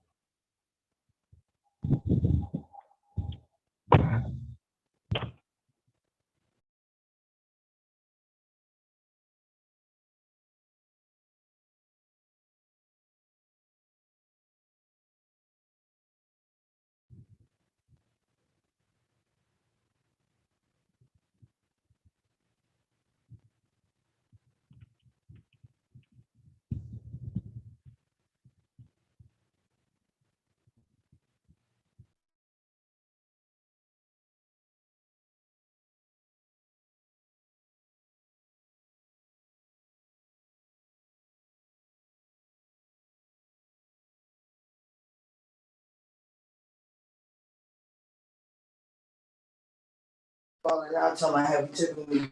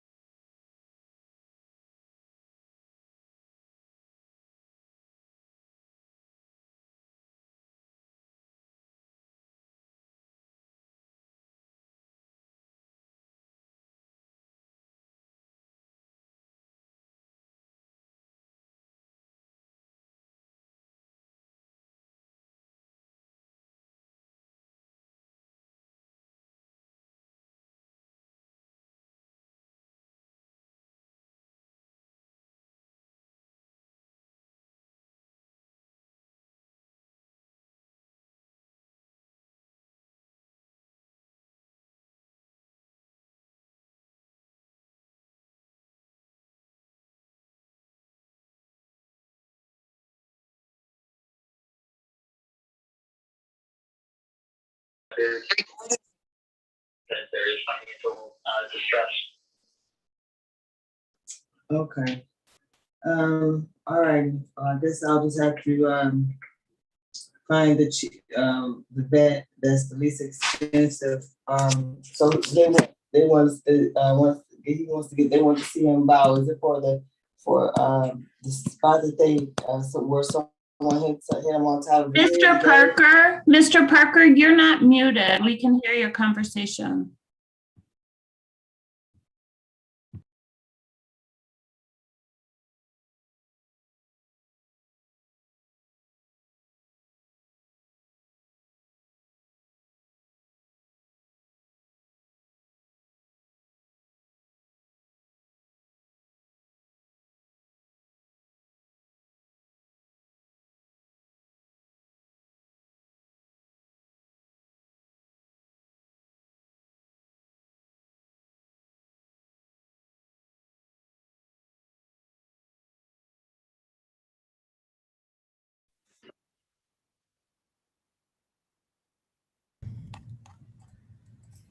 All right, we're back on the record in the state of Michigan versus Antonio Parker matter. I've had an opportunity to speak with counsel regarding this case.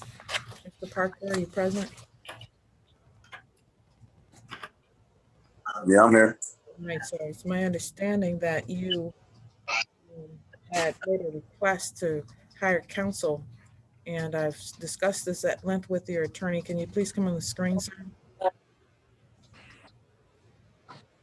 Alrighty, well, I'm gonna talk to my husband. I'm here. See what we can do now. You say, well, he needs to be surrendered. Hello? Or get him to the vet. Sir, you're not even looking in the Do you know how much? Do you know how much it is for our blue to be seen at your vet? How much it will be? Here in the courtroom. The cost? I don't know how much it would cost. The price is there, depending on how much needs to be done. But like I said. All right, what's the bond? This better? Mr. Parker, I don't think you're taking this very seriously at all. Why not? Because you're supposed to be in a private space so you can go to the court. You haven't done that. Well, and you're not looking at me. You have the device down by your stomach area. So that is why. Well, I was in the process of working. So at the same time, Sir, I have a job. Court today, just like I any know. court date, and it's just like any other court date where you're supposed to show up and be able to actually pay attention to the court.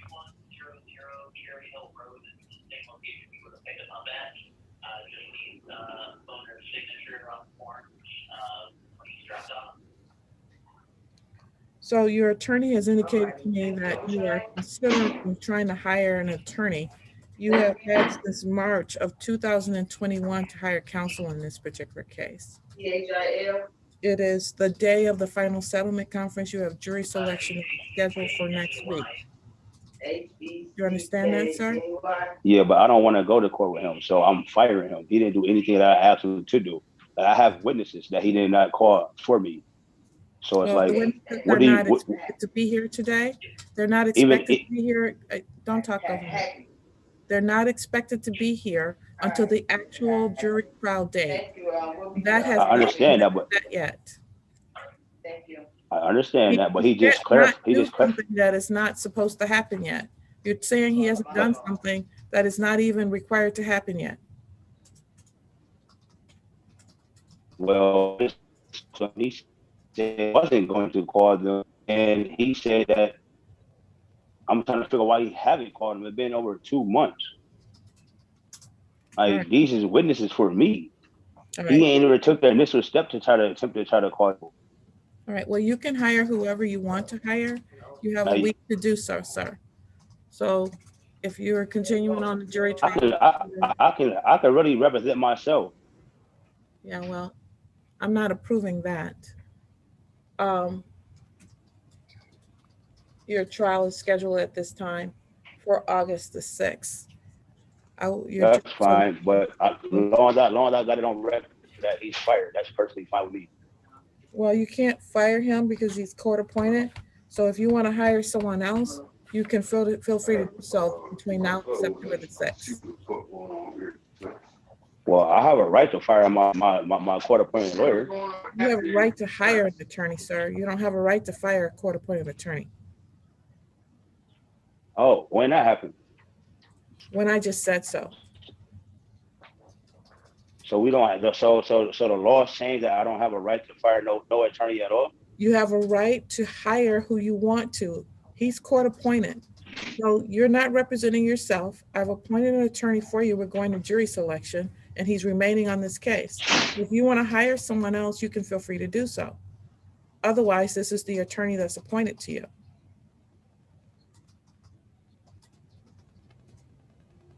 So you'll have between now and September the 6th to hire whoever you so choose.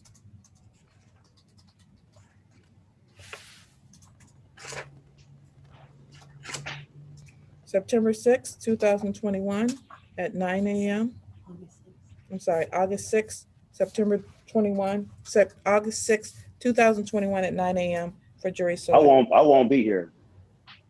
Then a bench warrant will issue for your arrest, sir. I'll have something to do that day. So you say August 6th, All I right. have something to do prior to this. All right, already. bond in this case Like, is being raised. I have to go. Ma'am, if you sit there, let me $10,000 explain. cash or surety, and you will have a bench warrant to arrest you in the interim For time. what, ma'am? I have You kind of just told me explained you're to you. not coming to court when you're ordered. No, I have something to do, man. No, you don't. You have to be here. This was already set. I understand. I have to doctor appointment at that time to go see what my knee, man. I'm trying to explain this to you. Bench warrant to issue. I'm done. This is crazy. How, all right. Hmm? She's issue a warrant for me. All right, you can, and the trial will be canceled. I will get a bench warrant for him, Mr. Drukas. Okay? Thank you.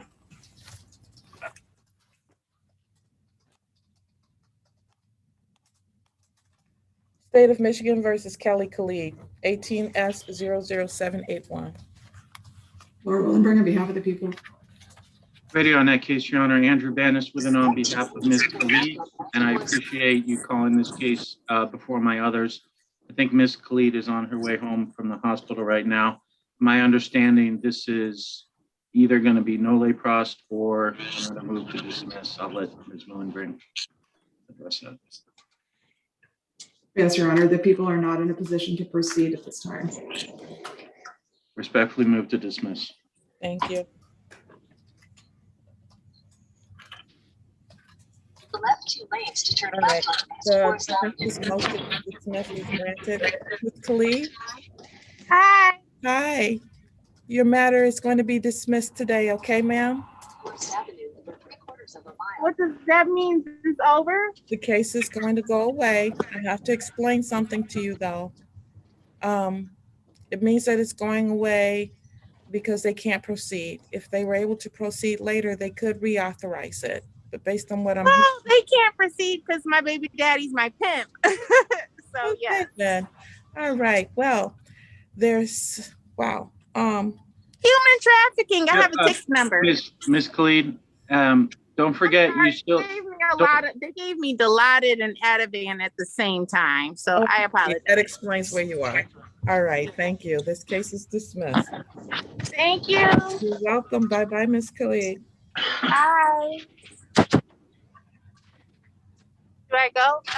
You're all set. You may go. Yes, you may definitely.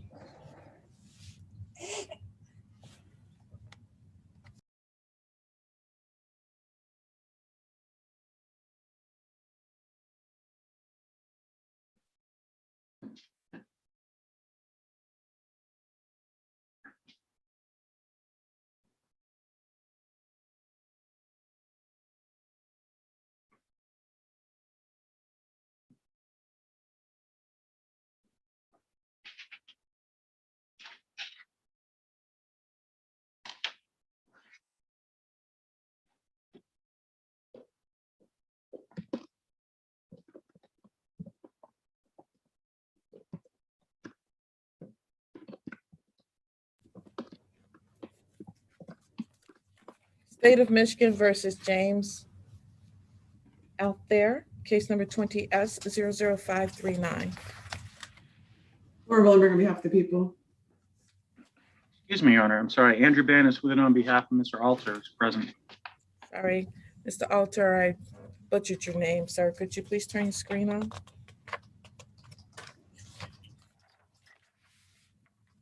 Mr. James Alter?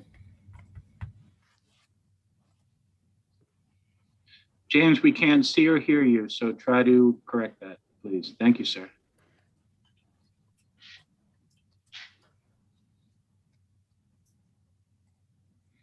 Good afternoon, Mr. Alter. How are you, sir? Very hot and sweaty, Your Honor. Is it hot outside? Yes, ma'am. All right. All right. We're scheduled for final settlement conference today. Yes, Your Honor, the people are not in a position to proceed. Defense moves to dismiss. The motion is granted. Mr. Alter, what that means is your case is going to be dismissed as without prejudice, meaning that they are unable to proceed today, but if they were able to proceed at a later date, they could reauthorize this matter. You understand, Mr. Alter? Yes, ma'am. All right, sir. Thank you. I hope you don't continue to be so hot today. Have a better day. It all depends what time it is. I've got at least 2 more stops I got to deal with, and it's all outside. I understand. All right, sir. Thank you. You're all set. Thank you. You're welcome. Bye. Bye-bye.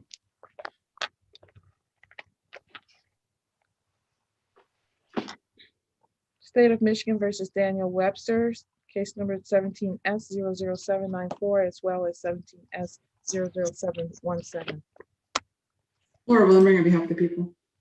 Andrew Banis with it on behalf of Mr. Webster. Hello, Mr. Webster. How are you, sir? I'm fine. How are you?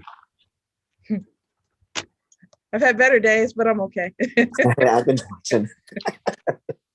All right. Today's the day and time scheduled for final settlement conference.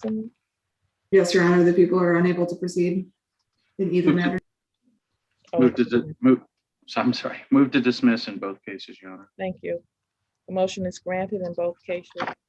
Mr. Webster, I'm sure you heard me say that these motions to dismiss are granted without prejudice, meaning if the prosecutor is able to proceed later, they could reauthorize, okay? Yes. All right, you're all set, sir. The case will be closed. I hope it goes a lot smoother for you guys today. Thank you, I appreciate that. That was a lot. Have a good day, sir. You too.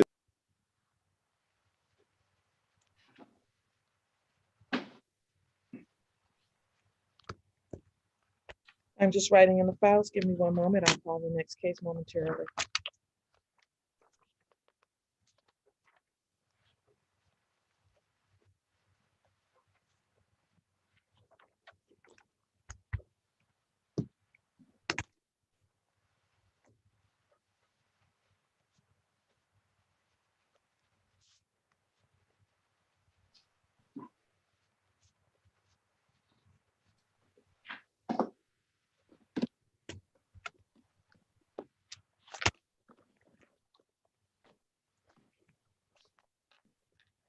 State of Michigan versus Gerald Schertz, case number 21S00067. Laura Willenbring on behalf of the people. And Martino requested permission to appear in the Michigan Court Rule 8.120 under the supervision of Assistant Public Defender Andrew Banis. You're granted. Hello, Mr. Schertz. Could you unmute yourself and say hello to the court? You're still muted, sir.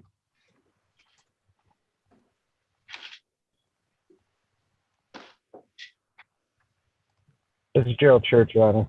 Hello, Mr. Schertz. How are you? Good. Yourself? I am okay. All right. This day and time scheduled for final settlement conference. Yes, Your Honor, the people are not able to proceed. Defense moves to dismiss. Motion is granted.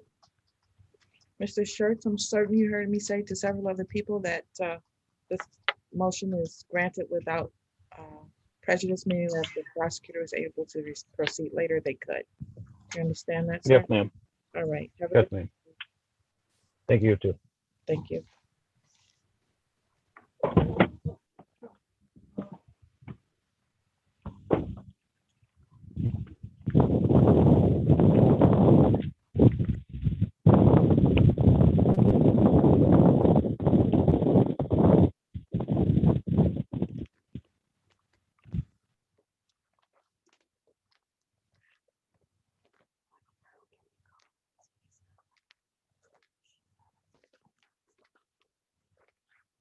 State of Michigan versus Michael Brown, case number 19S00808. Laura Willenberg on behalf of the people. Andrew Banis with an on behalf of Michael Brown, who is present. I'm sorry, Michael Blackburn, who is present. I apologize. Oh, this is the Michael Brown case we called. Oh, I'm really confusing things. That is not my case. I apologize. Your Honor, I believe that's Mr. Goldstein's case. I don't see him present. All right, I'm sorry, we're gonna have to pass this. We'll call Mr. Goldstein.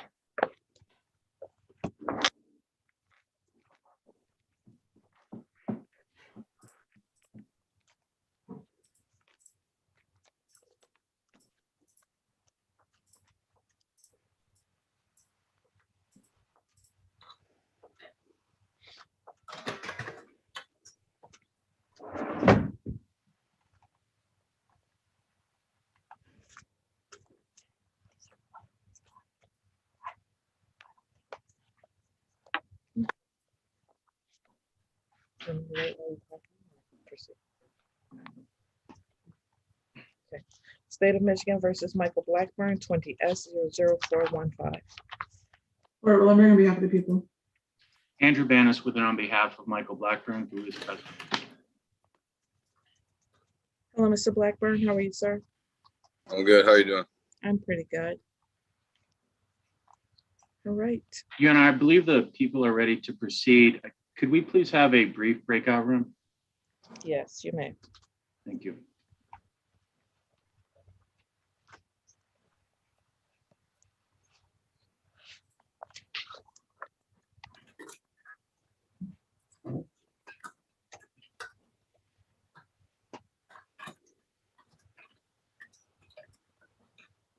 I'll do it. Oops, I did it wrong already. Don't hit the join button, Mr. Blackburn. All right. No, I got it. Why not? What? I don't know how to do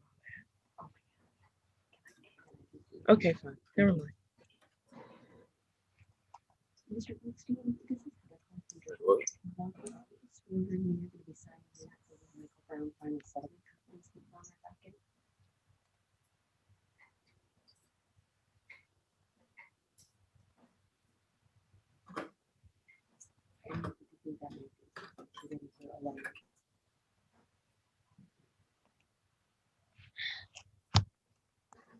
I'm sorry. One second.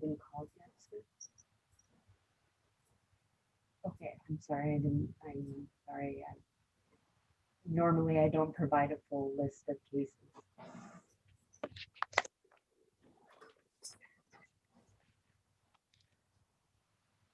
One second, please. Okay.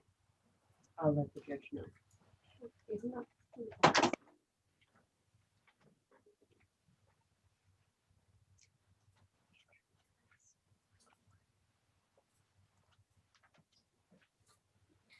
You want me to join this one? No, I do not. All right. Why? He's not going. Blackburn's going. Oh, I thought you were putting him in with Banis. Oh, wait, are you going in with your client, Mr. Banis, or are you supposed to be going in with the court? Just with you, Your Honor, and Ms. Willenberg. That's what I thought. I'll mute my stuff while you guys do this. Yes, you can, sir. We're having a little bit of difficulty right now. All right. Just call me when you, yeah. You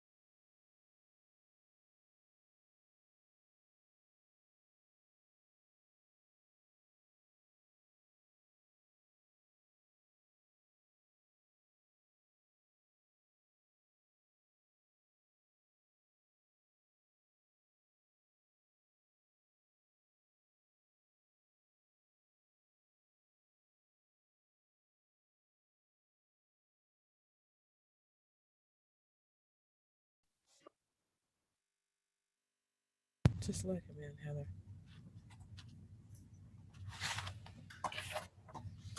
All right, the court has had an opportunity to have a breakout session with Mr.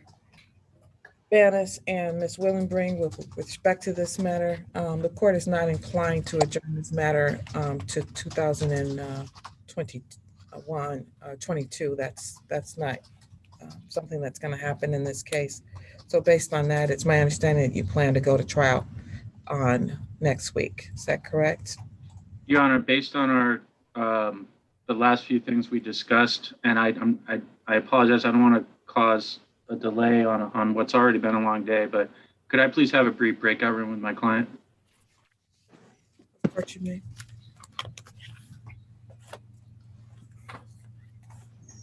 Do you have the file over there, or do I have it?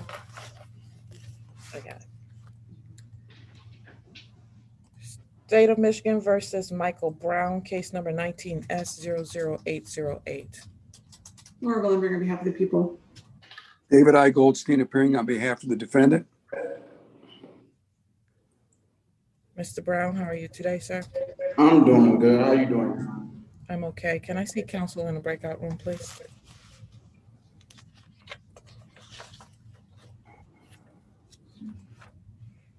Paul, I'm doing something in 14B. I'll be right back, okay?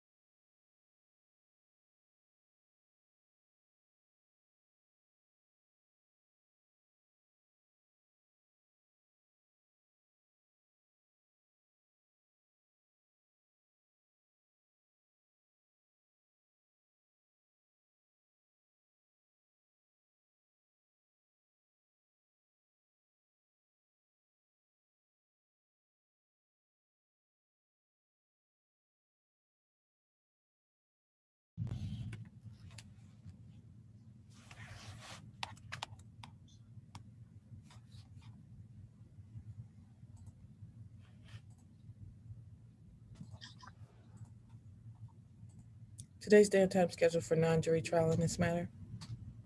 Yes, Your Honor, the people are not able to proceed. My conference. Is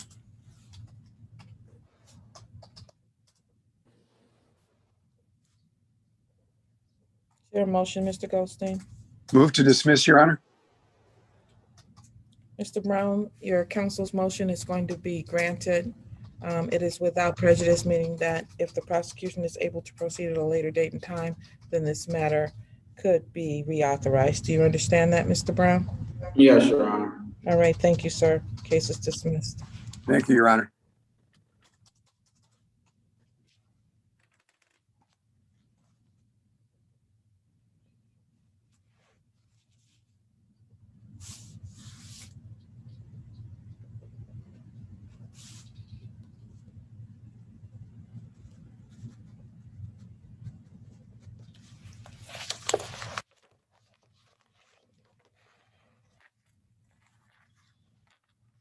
Clinton Douglas next.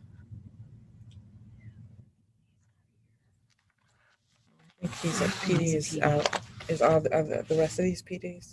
What about Larry Hogan? Yep, PD.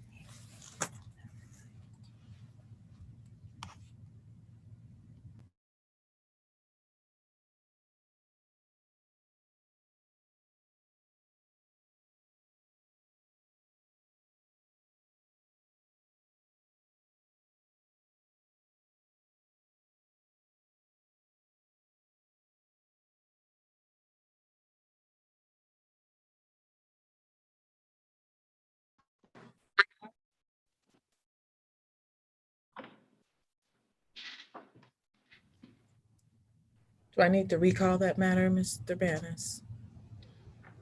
I'm ready to proceed, and I believe we're going to have the jury selection date on August 6th, Your Honor. All right, thank you. I'll recall it. State of Michigan versus Michael Blackburn, case number 20S00415. Or wondering on behalf of the people. Andrew Banis with it on behalf of Mr. Blackburn. Thank you. Your Honor, I think both sides are ready to proceed and requesting a jury selection date. August 6, 2021 at 9 a.m. As you are aware, Mr. Banis, it is originally scheduled at 9 a.m., but we will give you additional time for the pick. I believe you already have one on that's scheduled on that date, Mr. Commerce. Yes. Ms. Willenbring and I are in extensive discussions regarding those cases, but you're right. It is that other case is already scheduled for August 6th. All right. We will be, and I can just tell you right now, since those are only two thus far, that if you are needing to put a resolution on, it needs to be put on no later than Thursday morning. Okay, thank you. The 5th, okay? Understood Let completely. the court know and have it placed on the record, placed on the docket for the 5th, so that if we don't have a jury that's needed, we can call it off. So the court does plan to pick these juries and go next month, okay? Thank you very much. Thank you. Your Honor, Yes. may I just ask if we will receive jury trial dates at actual jury selection or prior to that? When you always receive them, correct, at actual jury selection. Thank you for clarifying, Your Honor. Thank you.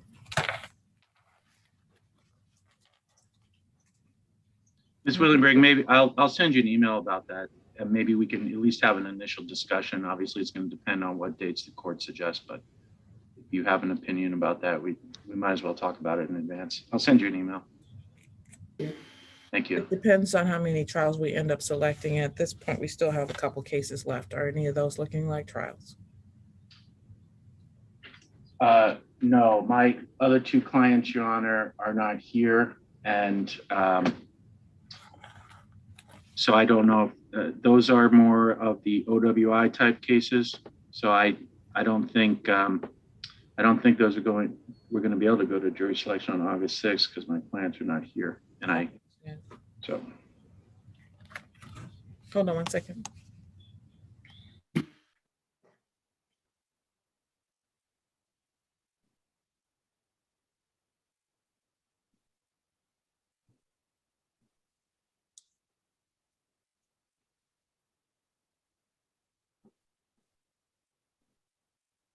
I still need it. Yeah. All right. Every Friday is open. The 13th, the 20th, and the 27th.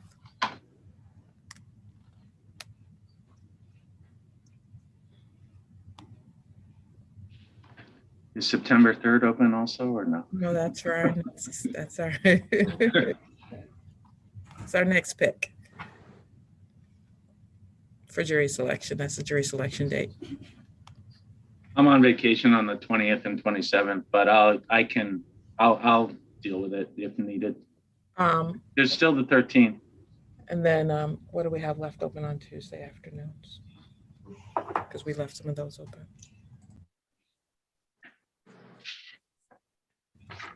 And so maybe someone else will be trying this, but as you know, we have juries, all of our, we're in court every other day. So the only days we have for jury trials are on Fridays. I completely understand. You had been saving that Tuesday, but then you pulled that Tuesday. So now we have 7 bench trials on that. Not 7, I'm sorry. 5 bench trials on that one now too. So maybe the 31st. There's nothing on the 31st right now. And then we'll give you the 31st, and you're probably gone since August 31st. August 31st. The judge said the available dates are the Fridays after jury selection, the 13th, the 20th, the 27th, and also Tuesday, the 31st. And Your Honor, is that something we're going to decide on August 6th? Yes. I'm just giving you your dates. Ms. Willenbring asked for them, so Perfect. accommodate that request. Thank you, Your Honor. Which just sounds like, anyway, I won't even comment. All right. We'll work it out. All right, thank you. You're all set, Mr. Blackburn. All right, thank you. You're welcome. All right, Mr. Bannis, Yes, I'll talk sir. to you. Have a good day. Is Ms. Walker here on a case that she can be excused for? Yes, Your Honor, she was present in the Blackburn case. All right, you may be excused, Ms. Walker. Thank you. Thank you, Your Honor. You're welcome. State of Michigan versus Clinton Douglas, 20S00596. Laura Willenberg on behalf of the people. Andrew Bannis on behalf of Mr. Douglas. There is an offer in this case, Your Honor. I have not been able to connect with Mr. Douglas to convey that to him, and he is not present today, it appears.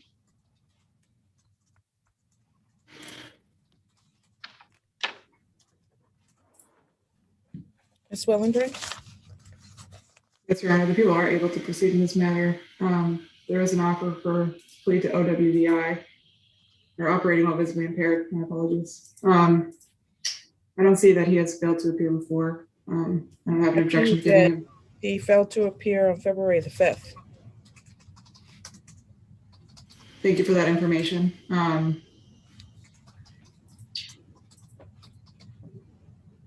I will leave it in your discretion, Your Honor. This is operating while intoxicated case, and we're set for final settlement conference today. The defendant did fail to appear on February the 5th. In addition to that, he was sent notices on 2 separate occasions for an arraignment at the very beginning of this case, and failed to appear for all of those.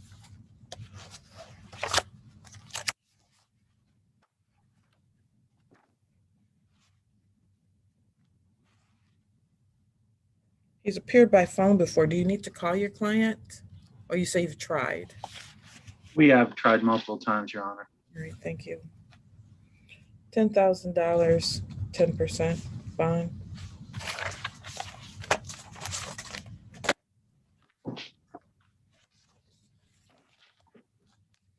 State of Michigan versus Larry Hogan, 20S00592. Laura Willenberg on behalf of the people. Andrew Bannis on behalf of Mr. Hogan. Your Honor, this is a similar in the sense that it's a similar type of charge, and I have, it appears that the previous APD has had contact with our client, but I have not been able to reach him in order to convey the offer that exists in this case. All right. In this case, I don't see where he has failed to appear in the past. This seems to be his first non-appearance. He also is one that was called by phone in the past. Ms. Willenbring? Yes, Your Honor. Well, he has not failed to appear. I do have a note on March 11th that he initially failed to appear, but then former public defender, Mr. Dagger Margosian, got him on the phone. The same thing kind of occurred on April 15th as well. He was present after he was called. I do have some safety concerns in this matter. Given that information, I will request a bench warrant in this matter. All right. Mr. Bannis, have you tried to call your client recently? I have for over the past 3 days. We've tried to call him. Did you try to call him today, is what I'm asking? Oh, yes, I did, Your Honor. Sorry. Right, thank you. I was including today. Yeah. All right, thank you.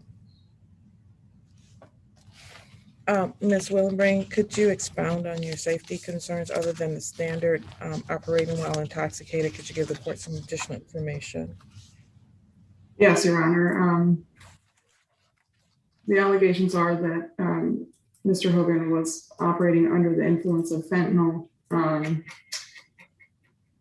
Police were called out because there was a single vehicle crash that a truck struck a tree head on and narrowly missed an individual on a bicycle. Okay, thank you. I appreciate that. $7,500, 10% fine. Bench warranty issue.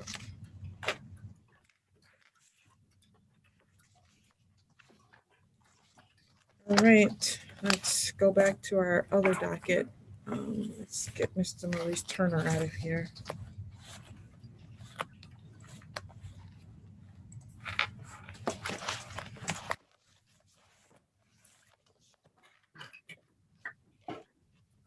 State of Michigan versus Maurice Turner, 19S00088, as well as 21, I'm sorry, what is it? Yes, as well as 21S00219. Laura Willenberg on behalf of the people. Andrew Banis with and on behalf of Mr. Turner in 21S219. That's the DWLS case, Your Honor. And I recall that I think Mr. Goldstein still represents Mr. Turner. I'm not speaking for Mr. Goldstein at all, but I think he was at the last hearing. Yes, if I could speak, Your Honor. Yes, you may, Mr. Turner. Yes, on the other situation, hired a different attorney that settle that matter. You hired someone other than Mr. Goldstein, Mr. Turner? Yes, Your Honor. All right, who did you hire, sir? Mr. Burgett. And where's Mr. Burgett today, sir? He wanted to put a request in for adjournment for like 60 days. Well, I'm not doing that. Where is he today? He's at this time he's dealing with other court matters. I'm having a great day.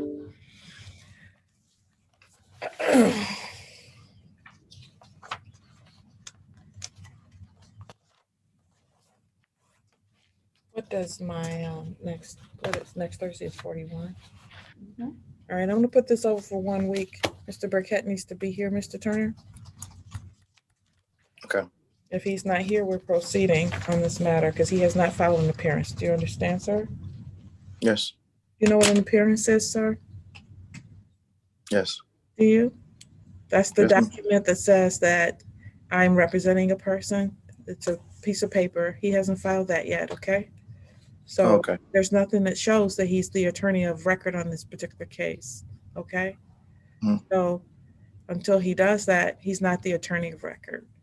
And if he hasn't done that or doesn't show up here on next week, then we have to proceed.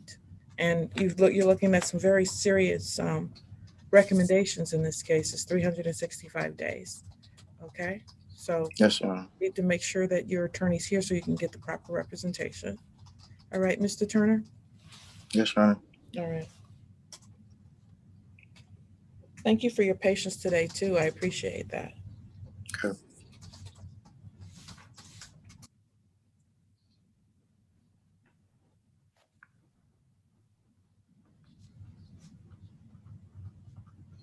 Adjourned to August 5th, 2021 at 10 a.m. in both of these matters, sir. Thank you, Your Honor. Thank you. All right. Thank you. We'll see you then, Mr. Turner. Okay, thank you, Your Honor. Thank you.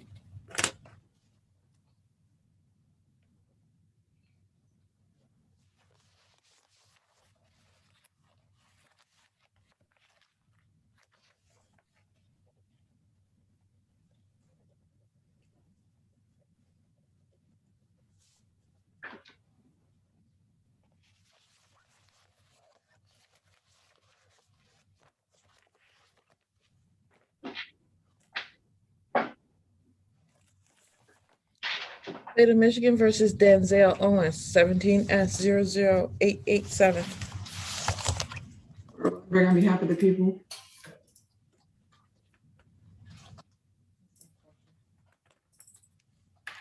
All right. Mr. Owens does not have counsel, and sentencing was adjourned on this matter to see if he would get into the MRT program. We have any update regarding the MRT? He was kicked out again, Your Honor. Anything from the people? I will leave it in your discretion, Your Honor.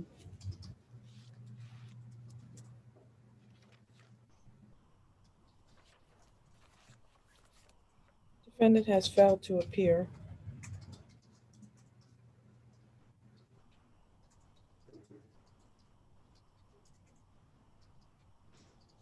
I'm gonna schedule this for a show cause and a sentencing. No, I'm not. Sorry.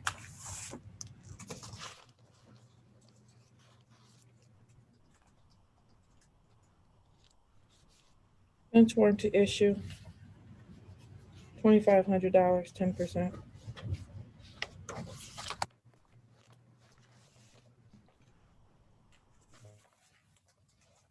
State of Michigan versus Virginia, Joyce, 17S00688. Court will ring on behalf of the people. Andrew Banis on behalf of Ms. Joyce. Your Honor, as you know, this is from the morning docket. I haven't been able to reach Ms. Joyce. We've tried several times. It appears she still owes money. And I noticed in JIS, it said something about a letter received. I'm not sure if that's relevant for today's proceeding or not. It is for today's proceedings. She wrote a letter to Magistrate Nelson, trying to get a payment plan.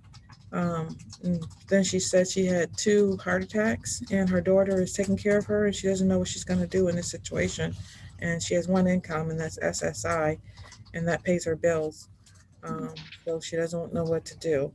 And I plan to address that letter today, but she is not present. I don't have good contact information for her, and we have checked JIS and other places too. So I wish I did, because then I would have been able to explore those issues with her in more detail. Can we go off the